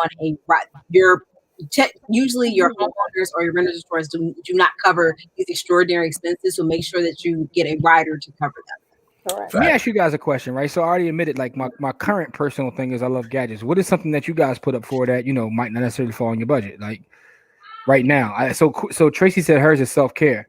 What about the rest of you? Listen, food is the biggest line item in my budget. Period. Yeah, I don't have anything close to that. But I can't consider that like a trick. I mean, I guess if you go out a lot, that's tricking. But like I used to prior to COVID. Yeah. My biggest trick. I don't even know if this is a trick though. So we've been doing this whole house thing for a while. So I actually have an interior designer. I love y'all. I love y'all wealthy Negroes. Whiskey, it's trips. I don't know if I would call that tricking. But it definitely is, because I could design my own house I could do that myself. But the thing is that I think one of the things that as you get kind of deeper into your craft or your thing, when you're just not good at something. Correct. And I'm just like, Tracy's seen me. I've been pulling out my hair over like floor samples for months. Like, so why am I going to do that? I could be spending that time making money as opposed to giving it to somebody else who loves it, who's good at it, and it's their passion. So I'll pay them for it. You have to kind of get rid of the stuff that you're not good at. I think a lot of us, jack of all trades, master of none, and it actually is getting in the way of your bag. Correct. That's a good point. So what about the rest of you? So Kamari, what's the thing you put up for? So I have an addiction to pens. Hi, my name is Kamari, and I'm addicted to pens. That's mad random. Yeah. I got a pen. Like, if you look at my desk, I have mad pens on my desk. Like, do you get collectible pens? Like, yeah, I mean, you got like Benjamin Franklin's pen or something? Nope. I get the cheapos. But my biggest trick item is probably eating out, because I don't really do anything else. Yeah. I'm kind of boring, y'all. Like, I'm not really into sneakers. I'm not into cars. I'm not into jewelry. I mean, I'm not into clothes. Like, I definitely don't like designer clothes that people like to buy from Italy and all that nonsense. So, hey, I will say this. I did just trick on some Saya sneakers and a Saya overnight bag. Tell them what Saya is. Somewhere in America, a black-owned designer. His stuff is special, man. Man, his stuff is special and expensive. Mm-hmm. So Coach Carter spent the bag. you spent the bag. I ain't trying to put you out there, but I know what his stuff costs. Yeah, I paid a couple dollars for that. So I get, but you know what? My new thing is, and I don't know if y'all have noticed it. I've been buying HBCU gear. I always tell y'all I'm an HBCU wannabe. I always want to go to the HBCU. I was robbed of the opportunity because I had to be home and be a dad. So like I buy everybody's like sweatshirts and hats and all that stuff. So that's, I guess, my new tricking obsession. And I haven't started putting up for it. Actually, that's what I need to start doing. So I'm glad you asked that question, Jimmy. No, I just wanted to know what it was. Like I know Courtney gave his. Mine is like I said, gadgets and metals. I love precious metals. So, but metals isn't tricking though. Metals. But that was my next question. Once Corey gave his, I was going to ask, like, because some folks are addicted to literally investing in the stock market or buying real estate. Like, could your tricking be something, even if it's an investment or a savings vehicle? Could that be trick? Like, if that's your thing? Yeah, I still buy collectible cards. I used to buy. I used to play Magic the Gathering, and so I had what? Man, Yo, listen, man. Corey is a complex individual, though. I am. Yes, he is. I'm nerdy as hell, right? But I know you are, but I wasn't expecting that one, dog. We go. Well, hold on. I gotta ask this. Did you play Magic the Gathering in Miami where you were out there tricking? What the game? Well, no. I'm going to say no because I was doing a lot of drinking and fornicating, so there was no there was nothing to be done. There was no magic. Yeah, there was no young ladies gathering. Yeah, there was no card playing. There was a lot of drinking and fornicating, but we're gonna mind our business about Miami. So my uncle got me started. I started collecting like paperback comic books as a kid, and then I moved into doing collectible trading cards, and that's how I started playing the game. And then so I was collecting them for my kids, and then when my son when he started going to private school, I actually sold off part of my collection to help pay for that. So it's the second most popular card game in the world behind Texas Hold'em. Wow. Because I would. Can you imagine Corey getting locked up when they doing the rundown, bag of crack, pistol, Magic the Gathering card? But listen, so I don't collect those anymore because my kid's not interested. But I still collect. They like interested in the Yu-Gi-Oh and the. So my line item not even for me, it's for them. So they like the Yu-Gi-Oh and the what the hell is the name of that thing? Whatever those cards are, they like to collect. Pokemon. Yeah, Pokemon. That's the genre. So they like those cards, so I collect them for them. But that goes to like justifying it. So I buy a lot of books, and I know that in my head I'd be like, well, it's not really tricking because it's books, like because I think of it as a book. But But the thing about the cards is right. I thought they didn't have no value at first, right? Because I was just collecting. I was just buying them up recently. But those cards, like the boy just bought one for like $1 million. He bought a Magic the Gathering card for over $1 million. So he just traded a piece of cardboard for an M. So hey, Courtney, what you about to say about my books? I saw you shake your head at the books. Yeah, I actually think I have a book problem. I do. See? Yeah, but sometimes in your head, because it's a book, you don't look at it as being an issue. Although it's like, yo, I'm reading like 10 books at a time, and it's like, you guys see that meme where the guy's walking with the girl and he's looking back at the other girl? Like that's like me with books. Like I'm reading one and like I see another one. Like and shout out to Dwight. It's really Dwight's fault too, because Dwight got all the fire book recommendations. So Dwight made me drop bags all the time on books because every time he puts something up posted, I go get it. But I have a book problem. I just got an amazing classic this week. Anybody ever read this one? Oh, I got that on my shelf. I still haven't read it. Listen, that book costs a bag, yo. This book costs this book is going for a nice amount. Bag. I'm not gonna lie and say I spent the bag though, but I figured is that the hardback or paperback? Hardback. Oh, I got the paperback. Okay. Oh no. Okay. No, it's a classic. He talks about a 1036 plane in there and everything. Listen, actually, I just got that this week. We're gonna do a show on that. Yo, first of all, we gotta get our paper up to get the book because the book is a rare book. Like that John, listen, I got one in my Amazon cart and that joint costs $1.40. And the reason why it's still in my cart and not in my hands is because it costs $1.40. I couldn't make myself pay $140 for this book. And so, but Jim found the cheat code, and so I'm going. I got lucky, bro. Yeah, I almost played myself. Right. So I'll tell the story. So being a cheap bastard, right? Somebody had one on eBay for $15, and I tried to lowball him. I sent him an email, said I give you 11 because you want to charge 4 for shipping anyway. I only want to pay a total of 15. Damn, you are And cheap. listen, so he told me FOH, right? So, but I got lucky though, because eBay with the retargeting and all that, somebody just happened to throw another one up. So I got lucky. So I didn't spend what this book cost, because when I was looking for this book, it was $200 and $300 for the hardback. Wow. So, but I ended up I still lost myself money. I ended up paying like $20-something for it, but it's definitely a classic. And for the folks who know what I'm talking about, it's called Bill Brother Bill by Leon Sullivan. This is a legendary book. So, Dwight, let me know if you ever read this before, Dwight. I know Dwight is the book guy. He's our official librarian. All right, so let's jump into these comments real quick, y'all. That's crazy. Monica, like, I didn't even realize that. Like, y'all are starting to like point out parts of my budget where that I thought was not a problem, but I'm like, wait, maybe my chicken there too. Yeah, see, but that's what I'm saying. Like, sometimes we do that. Like, if you buy a lot of tendies, you say it's food. So, the other thing that I buy a lot of, I'm a course junkie. I buy a lot of courses. Well, at least all y'all stuff is geared towards self-improvement. But let's jump back into Louise Fleming's comments. She says, I agree regarding the goals. It's set to yeah, it's true. All right, so unemployment checks may be tricky. Asking they can be used for whatever it is. They can be used for whatever people I'm want. surprised she didn't wink. Oh, yo, I just got on to them. They got a watch I want. So Jose says, I trick on Tally and Twine watches every quarter. Black on. And they got this Juneteenth watch that I got to order. So if anybody wants to be nice to me, y'all can order. I think they're from like Virginia Beach, I think. Something like that. Yeah. Rolls with a timeline. Yeah. So Romain says my monthly trick is Amazon after I pay myself first. All right, I ain't mad at that. Amazon is definitely in the trick category, dog.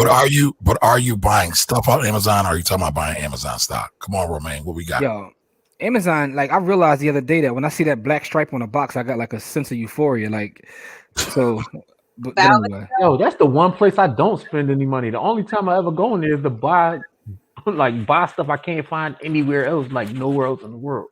All right, so I'm out of my depth right now. Courtney, help me out. What is Balvenia? I'm guessing this is some other stuff. I don't know.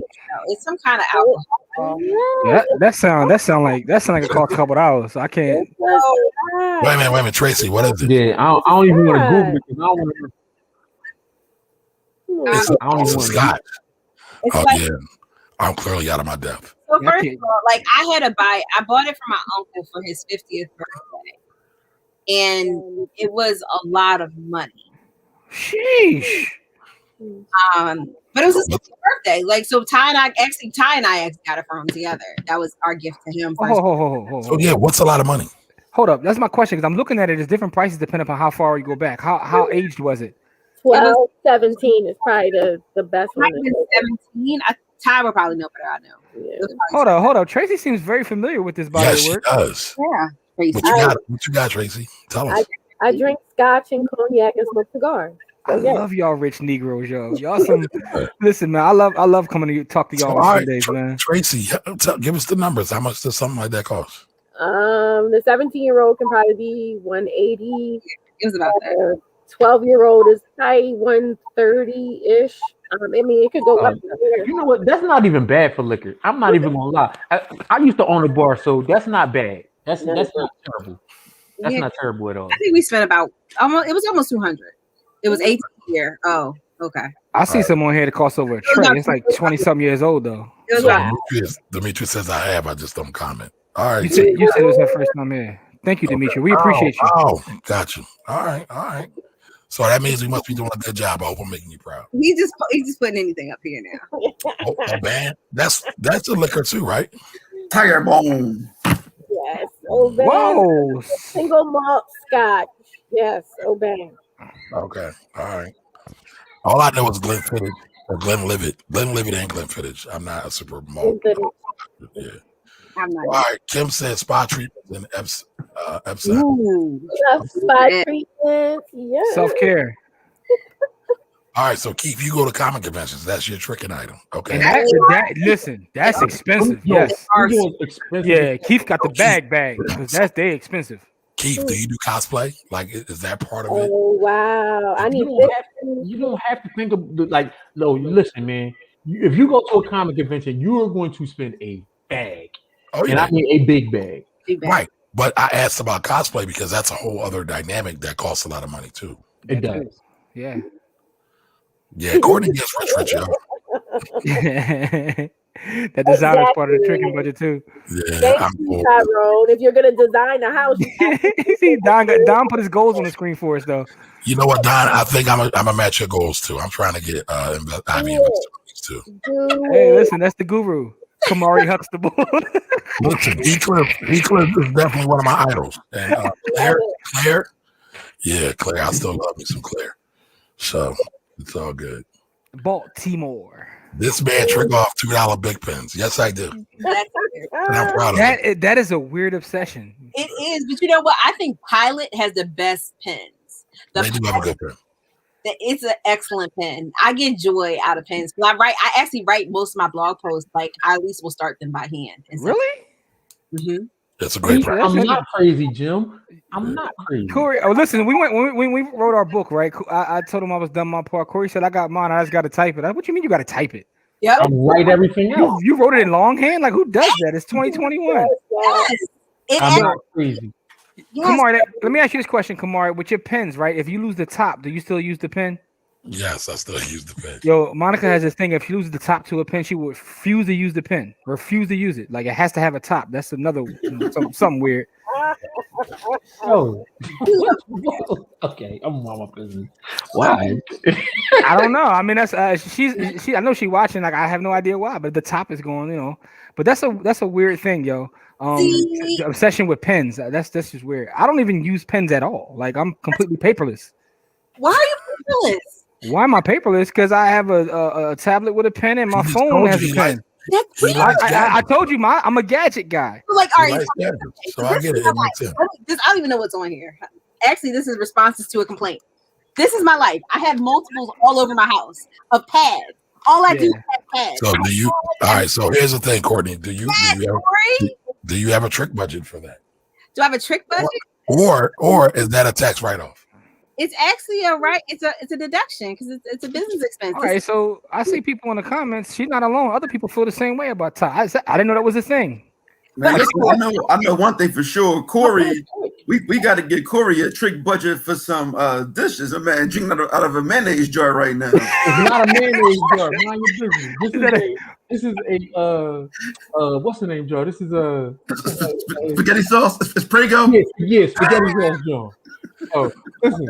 Hey, whatever works. All right, so Crystal said she likes. I get my water out of for the most part too to make sure I get my water during the day. All right, Monica. I'm with Crystal.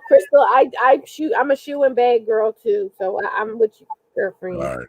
Monica says I'm addicted to monthly subscription boxes. I have 5 to 10 monthly boxes. Oh wow! Okay. It's a big. I get it, and I think I got Monica on the butcher box. Did I do that? Oh, that was you? Yeah, we definitely got that. That salmon is fire. So it is. So the butcher box is amazing. So I mean, it's like meat. It's meat on meat on meat. They give you bacon, they give you sausage, and then you get chicken, and then you get salmon. You get all the meats. All right. I mean, I hope that salmon came from Aqua Bounty.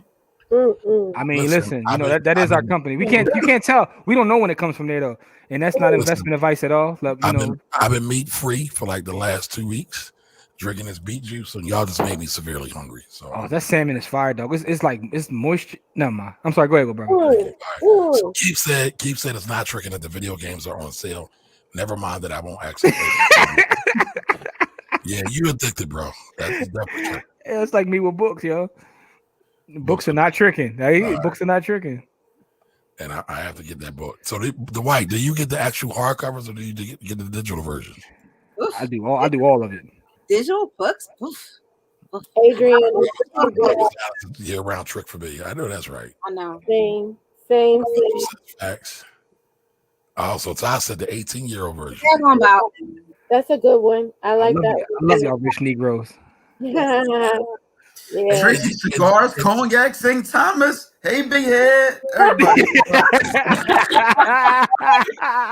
She be in St. Thomas with the cigars and y'all rich. I love it. Crystal, I told you this. I love coming on Sundays, man. I get to hang with my rich Negro friends, man. Yeah. I know what I was talking about. He does cosplay, use money sink. You had to get that under control also. Oh wow. That costs that bread. Our homie Kurt run a show that does all of this stuff, and I know how much money they spend on stuff. Cosplay is a bag. It costs a lot. I agree. Pilot gel pens are fire. I don't like gels. Pilots are a little high though.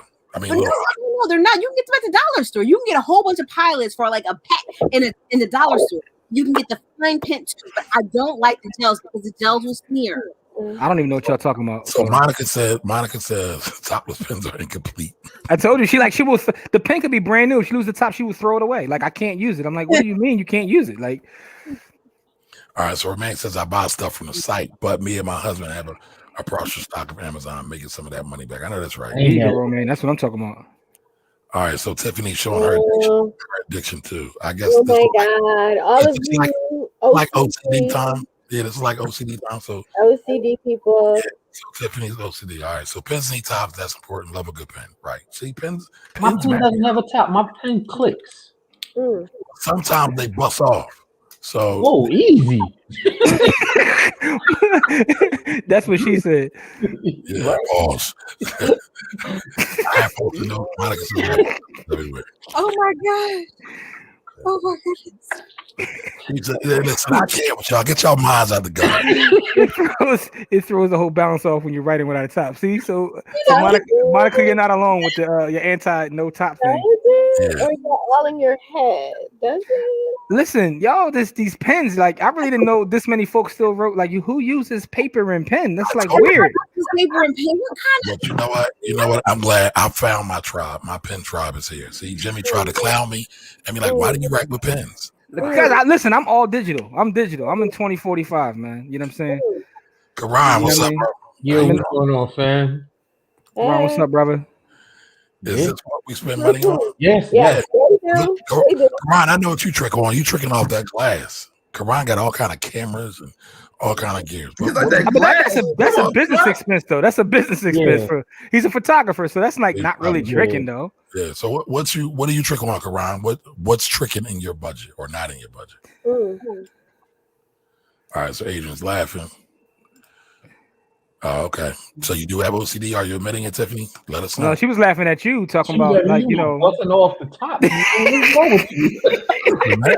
You wilding off. Oh, my man Karan said his trick on weapons. I heard that. My new thing is books. Oh, and I used to be crazy about clothes and shoes. I ain't mad at that.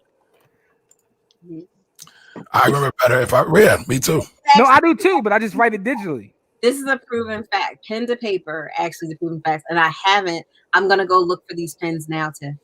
So Tiffany, I don't even know how to pronounce that. That's so big money. That's some other rich Negro stuff. Frickson pens, like. Why are we doing this today? Yeah, I never heard of that before. That probably cost a bag. Violence today. No. Yes, violence has been chosen. I told you I love spending time with y'all, man. Y'all got bread, so. Yeah, y'all inspired me. Now I got to figure out how to go get more bread. Oh, they sell them at Target, y'all. Oh, so here it is, y'all. 5% off the Target. She said she was low-key laughing. I low-key have OCD. So it wasn't what I said, Corey. It's a mind. Hey, Tiff, it's not low-key. You full-fledged OCD over here. Yeah, Tracy, you mad? You throwing our audience members under the bus. Tiff knows I know her personally. That's why I'm saying that. Oh, I know. Exactly. I have questions about them. Are they gel pens? Because I don't like gel pens. Gel pens stress me out. Okay. All right. Let's get off the pens now. Leave the pens alone. Kumar, do you have like the old school quills where you got like dip it in the ink and all that? Like, listen. I'm gonna tell y'all something. I might start taking as a hobby, right? Calligraphy. I think it's fly, so I might start practicing calligraphy. So I'm gonna get a quill. Yeah, why not? I ain't mad at you. No, I'm gonna need him to stop right now. No, I'm gonna create some art because I'm gonna ask you. Corey, you played Puff the Magic Dragon. Puff the Magic Dragon. First of all, that was 10. That was 12, 13 years ago. Listen, man, they say you should. And secondly, that brought me a gigantic bag. Good. So, listen, and there was no judgment. There was no judgment. But you judged I also played poker for a living for years. I played poker for a living because for a living. And I don't judge you. We're gonna let him do the calligraphy because we're gonna put it on the blockchain and make some bread with it. Oh, my fault. Go ahead. Do you think? Blockchain. Man, I don't know nothing about that. You're going to school me on that one. Non-fungible tokens, dog. Non-fungible tokens, dog. Listen, man, I just passed my test to become a certified Bitcoin professional. So I figured, I got the certifications now. So I need to really. So when y'all put some respect on my name, we talk about this blockchain. All right. All right. What's up, Kahan? How you doing? Mine just watches. If I get it crazy bag, I'm breaking a Patek, right? Yeah, I said they like 20 G's. Minimum. Do they tell a different time? No. Elizabeth, there's a calligraphy setup, so like Michael's, and sometimes I see him in the bookstore. Yeah. By the way, y'all, I also do have a thing for books. I actually snuck to the bookstore the other day, and it was like heaven because I used to love being in the bookstore. Oh my God.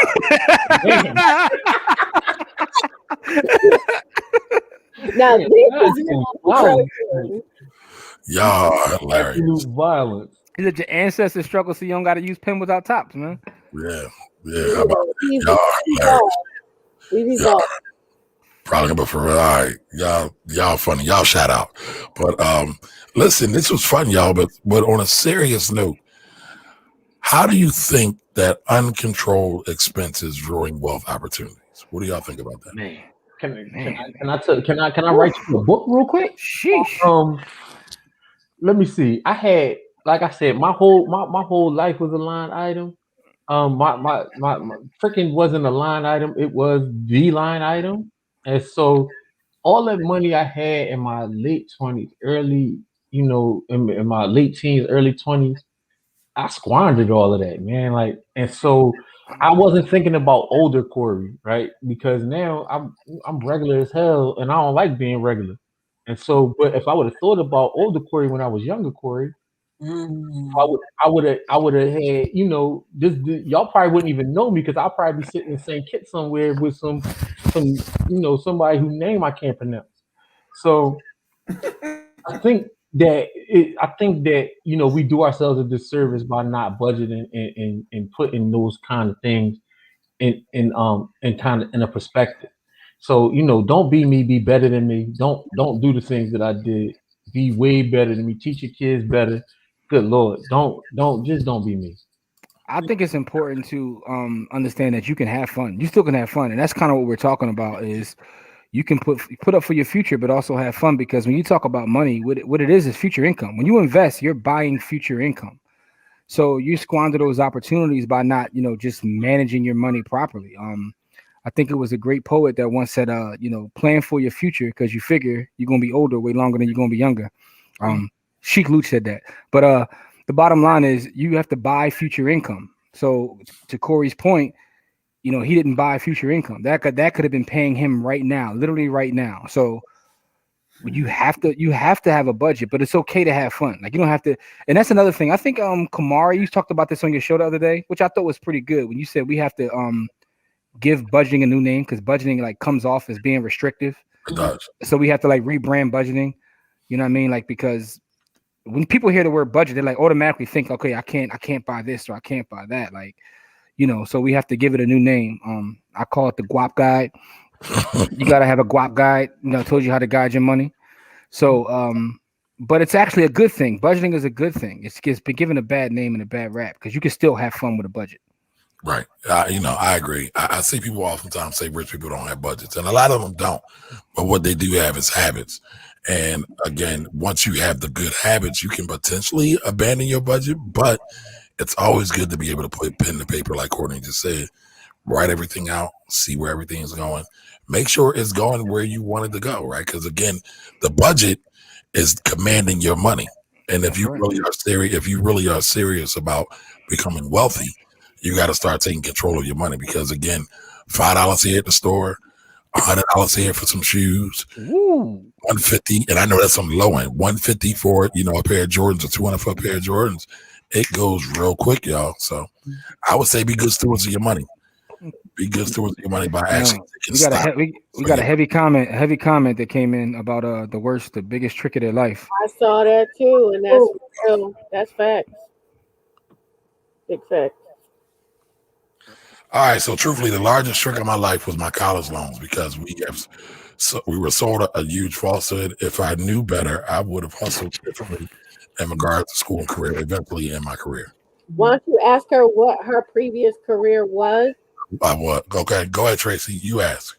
Elizabeth, I know you already know this, but your previous career, I want you to put that in the comments, and what your student loans tally to. It's a safe space, girl. Safe space. Uh-oh. I know her Instagram name, so I already know. I mean, so while she's I don't know it. I want to know it. I want to know. Instagram name. Elizabeth, she's what's gonna your name? tell us. She's gonna tell us. Yeah, what's your IG name, yo? All right, so Dimitri says, I don't think I ever abandoned your budget. Yeah, but Dimitri, you're like super duper disciplined. No, she said I don't think you ever abandoned. Like, so I get it. Yeah, she's talking about people should never, Yeah. So one quote that I like to tell people when it comes to budget, and when I talk to people about stuff, is one from Warren Buffett. Chains of habit are too light to be felt until they're too heavy to be broken. Oh, say that again. Say that again. So, amen. Chains of habit are too light to be felt until they are too heavy to be broken. So what that means is you got to be careful about the things that you make a habit, and whether or not you can abandon them when it's necessary or when you know it to be true. Because some people are like, well, I don't have any kids, or I'm not married, so I can do this and I can do that. But the moment you do have kids and you do get married, can you stop? Mm-hmm. Like, I can't stop eating this damn sugar, I'll tell you that much. The sugar got a hold on me. Sugar is more addictive than cocaine. It is. You have to go cold turkey. You do. Oh, it's interesting, right? So I was looking at Keith's comment in there, and I know Tracy and Malik, as someone, you guys are real estate agents as well as I am, that you be often surprised how people don't even know what they spend. Correct. When someone wants to buy a home and they sit down with you and you ask them about their budget, and they, first of all, I don't have one, and then they start talking about what they spend, and it's always weird to see someone's eyes light up when they realize they spend more than they make. Correct. You know what I mean? And I know you guys have had that experience where folks will sit down with you and have no idea just how bad their spending habits are. Man, listen, I had a couple, man, they made several $100,000 a year as a couple. When they came to buy their house, which is only $400,000, they had to tap into Rich the 401k. Negro talk. Rich Nick only 400,000. I'm sorry, go ahead. And I'm saying, like, listen, 101. if you make several $100,000 a year as a couple, only 400,000 is frugal. But they didn't have that bread and saving. They had to tap their retirement funds for the last 10,000 of clothes. I'm saying, and it's like, it's not like they were just started. They had been doing these jobs for years, but they still didn't have 10,000 saved up. Yeah, retirement for 10 racks. And I've had that same situation. People with high income earners who are dead broke and don't even recognize they're broke because they spend it as it's coming in. Because I got a truck, I got a bike, I got this trip. But I had one brother made a ton of bread, and he was an attorney. Shout out to all the attorneys. And his thing was he liked to buy new suits. He spent so much money. I think his salary was like $309, but he damn near spent $300 a year, and just like high level tricking. A Mercedes and a BMW. Why? Wow. But my point is though, a lot of times folks don't even recognize how much money they spend. So when we talk about your tricking budget and budgeting in general, you see where your money is going, and a lot of people just don't have any idea that where their money's going. Yeah, and I will say this. I will say that personally, and I've been pretty good with the way I spend my money. But when the pandemic happened, I was like, oh, is that where all my money goes? Right. And I was like, oh my gosh, like, so even when I had a budget, like I'm like, oh, I'm always saving this amount of my salary. I'm always saving. I'm always putting this towards something else. I'm always doing something. But this other like, kind of money I had sitting around, like I wasn't doing much with it. And then I realized that I was eating my money with Tracy actually. So it's funny that you said that, right? So I was sharing a story during that episode Jimmy was talking about. A client actually said to me that she was eating her money as well. Now she has a business on the side. She also has a job. She's a side hustler, and she says, "Kamari, I want to quit my job. I want to quit my job." And I always say, "Well, how much do you need to live off?" She says, "I don't know." What do you mean you don't know? But that's something that you feel is important to you. And so this is going on for like a year and a half. So finally, what I did was we did a Zoom call, and I said, "Pull up your bank statement. Let's go through your bank statement line by line right now. This isn't even a business statement. We're going through her personal statement, right, to figure out what she needs." And she says, "Oh my God, I'm eating my money." Most of her expenditures were McDonald's, Subway, uh, Qdoba, all of these fast food places. I was like, "Why don't y'all cook?" Right. And she's like, "I don't know, but we're going to start cooking now." So one of the things you got to do is you got to start looking at your transactions to see, like Courtney said, what exactly you're spending your money on. And is that where you really wanted to go? At the end of the day, is this why you work hard? Right. Because sometimes we'll buy things that we got to work 3, 4, and 5 hours, sometimes 6 days to buy, and we won't give it any contemplation whatsoever. So I'll add a flip side to that budget conversation as well, because one of the things that I was always taught financially was just more, not that you can't have things and not that you shouldn't be able to splurge on things, but you should be generating income specifically for the splurge line item. So if you know that you're spending money on eating out and you calculate it at, let's say, $1,000 a month on just eating out, you should be generating another business or something else, or a passive income or a rental property or something else that's generating $1,000 a month to be able to support that habit.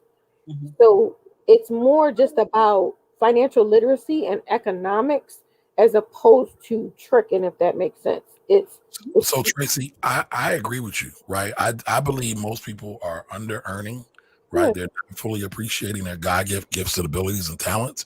However, there's so many of us, like Courtney said, eating our food away and purely operating off of impulse buys. They are using the money that they could take to fund their assets into a new investment or a new hustle or whatever it is, and they're literally tricking it all away. correct. So it's hard, but I agree with you. I think we should be trying to increase our incomes as much as possible. And I think it's also it's a level of mindset shift, but it's also discipline too. Because it's like, if you know you can do this, it's like, all right, I'm not going to just go ahead and throw this money away right now. I'm not going to kill the urge to do that because it's in me and I know I want to do it. But let me figure out how I can generate this amount of money to make sure that I can at least account for it. And Right, when I can do it, it's rain time. right. All right. So Tyrone says he spoke about habits this morning.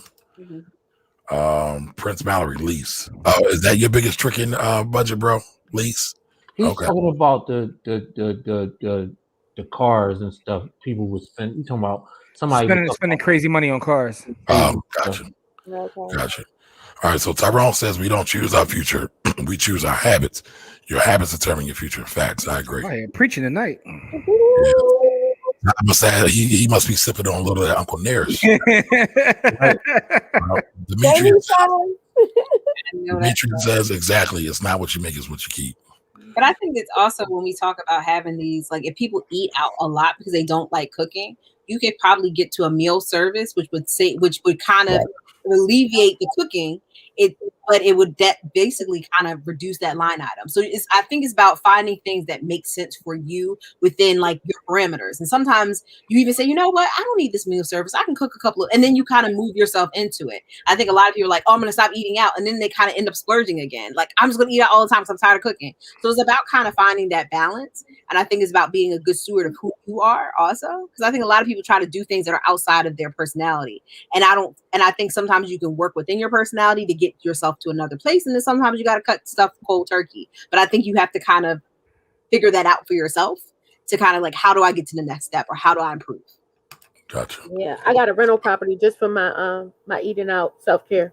I love y'all rich Negroes. God damn. You hear this talk right here? Oh my God! Like, how do you I follow got that? me a rental property, you know what I'm saying, just for my self-care. I love y'all rich Negroes. Hey, big head. That's why she always going out to eat. Listen, let me tell you something. I can't be broke because I like nice things. So that means that I have to do some due diligence and create a system or create a level of passive income that supersedes what I do on a regular basis for just self-care and for just the nice things I like. Then I'm willing to put in that energy to create that system. But I'm not going to be uncomfortable because y'all want to be broke. So, Listen, Tracy, I respect hold it. on. Let me ask you this question, Tracy. Right? There's probably a level of sacrifice you're also willing to do in order to do that. So, Some level. what have you sacrificed to build these extra streams of income so you can live lavish? I mean, outside of the discipline for possibly putting together the money for a down payment or possibly having to research certain things to make sure that the passive income is generating all of the money that I need. And a lot of that has to do with some of the economics when it comes to, rental shortfalls and things that come in versus what's coming out and inflation and all of that stuff, just to make sure that the number makes sense. So that way, no matter what happens, economy go crazy, who's the president, nobody, it doesn't matter. This building is going to generate $1,000.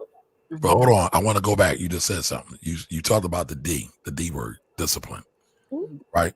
What does that look like for you, though? Discipline might look like I get paid for something. I'm literally setting aside all of the money to make sure that it goes directly to whatever the passive is. But you're thinking about it, right? Oh, yeah. It's prevalent. That's goal number one. But I think one of the things that Tracy, that I think that you underplay a lot is the fact that you spent so much time developing your craft, and you found multiple ways or multiple streams of income in your zone of excellence to exploit. Okay. But I really think you underplay that, because it's like you've been grinding for almost 20 years in real estate. So you found so many different, because you became a subject matter expert in real estate, you've actually been able to exploit multiple ways to make money across the board. That's fair.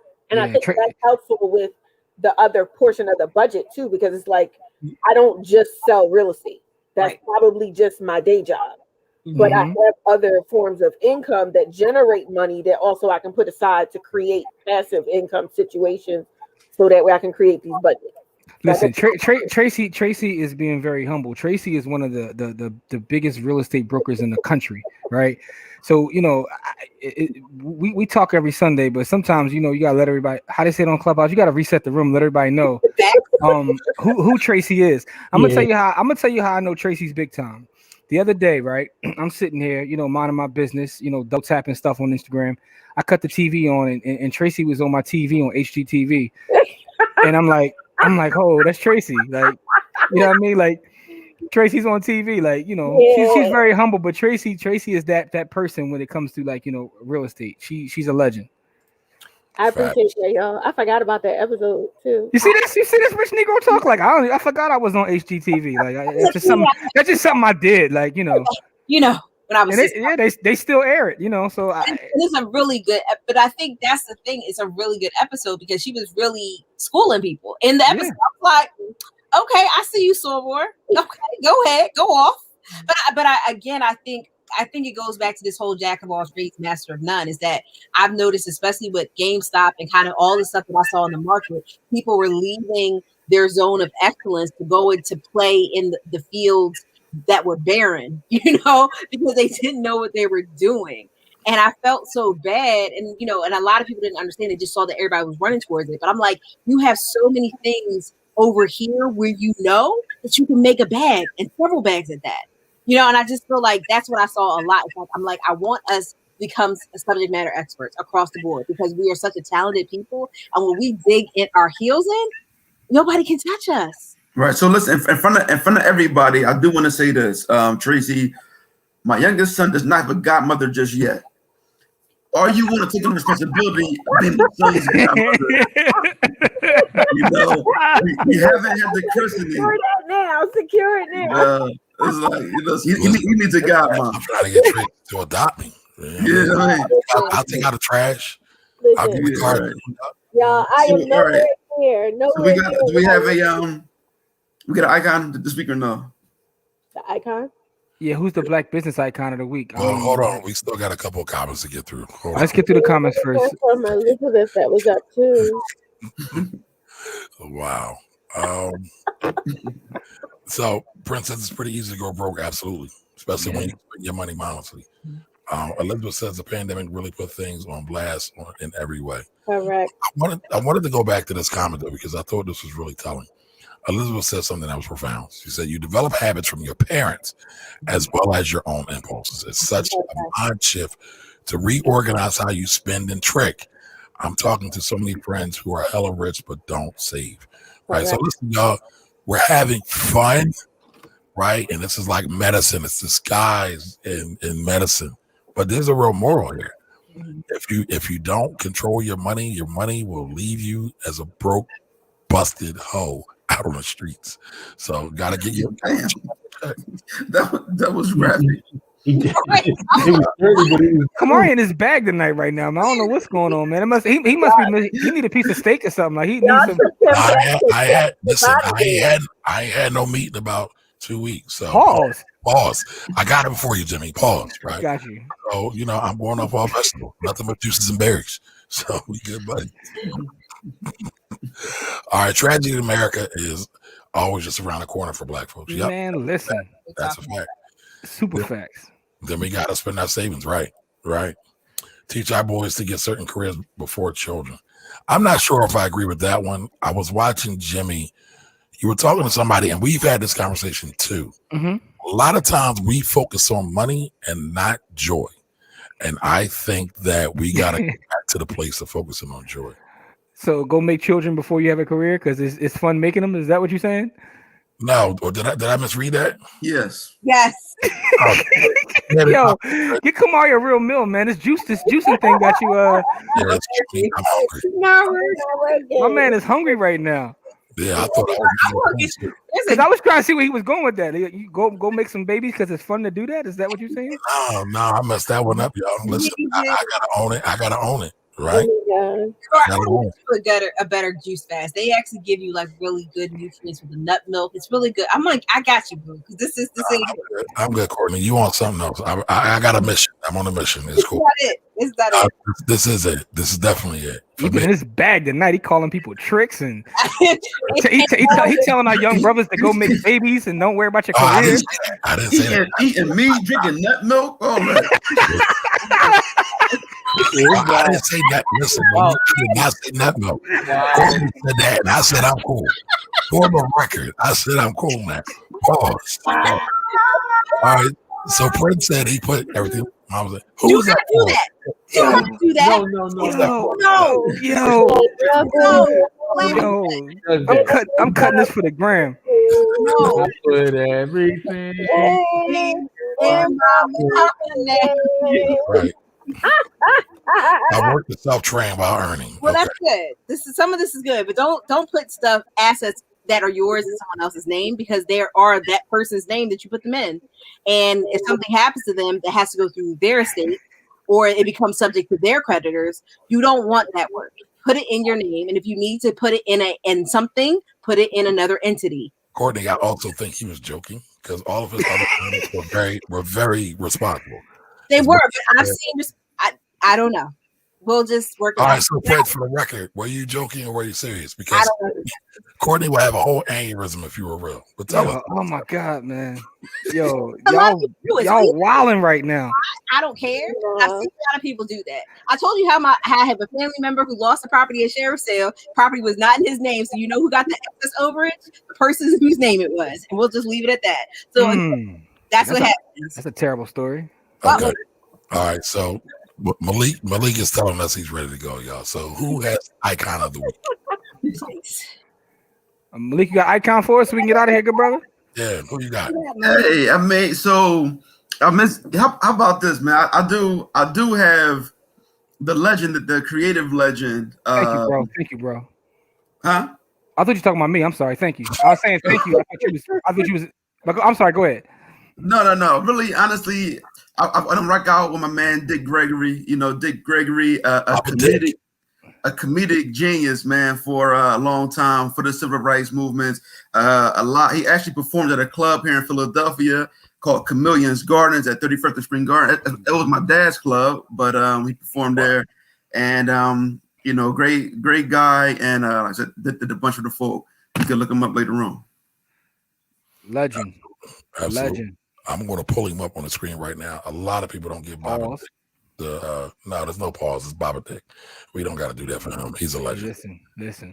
We don't, because that was his name in the community. That's what people call him. I know what his name is. I was talking about you like pulling him. No, man. Go ahead. I'm sorry.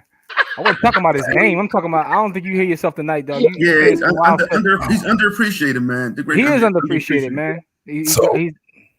No, go ahead, Jimmy. No, I was gonna say, and he has a legendary piece of work. His book is a classic. I just actually reread it last year. Nigger, and it's his story, and it's very transparent about some of his faults and everything. But it's a powerful read. Okay, so just real quick, I want to run these off. He was an athlete. 5 reasons why Dick Gregory is underrated. So he was an athlete. He ran for office twice. He ran for mayor of Chicago in '66. He made nutrition into an empire. That's big. I mean, I think that Dick Gregory diet. Right. He made one of the biggest contributions to the Black community when he told us to stop eating nonsense. He made nutrition into an empire. 2, he was the first Black performer to sit on the couch of the Tonight Show. I didn't know that. Okay. And he was a feminist. So that's pretty easy to believe. He definitely believed in treating women fairly. So and listen, and honestly, Kamar, he was inspired by you drinking your juice tonight. I thought about the Dick Gregory while you eating your joint. So I was like, you know what? The Dick Gregory. And the Kid and Play movie made it the classic line. Bring some of that Dick Gregory. Yeah, definitely did. But seriously, he really is underappreciated, man. I think we should stand up for Dick Gregory a lot more. Absolutely. Yes, sir. So again, we appreciate everybody here. Any closing comments, thoughts, or anything that anybody has on the panel? No, I mean, we appreciate you. This was fun. This was fun this evening. Yeah, we went everywhere tonight. We had a good time. And y'all pray for my brother Kamari, man, because my man need a meal right now. No, I'm good. I'm actually getting better, y'all. It was a little hard, but it was getting better. There was a reason. Stop, Jimmy. I didn't say nothing, bro. Go ahead. I'm sorry. Go ahead. Go ahead, man. Listen, I've had some house care, so I gotta get right. Yeah, we see you, bro. But as we close out tonight, right? We started with Wale, and I want to end with Wale, right? Because I love that song, Sue Me. I'm rooting for everybody that's Black. So listen, y'all, we are here every week, and we're rooting for all of y'all that's Black. Have a great night, everybody. We'll be back next Sunday at 7 p.m. So long. Peace. Bye.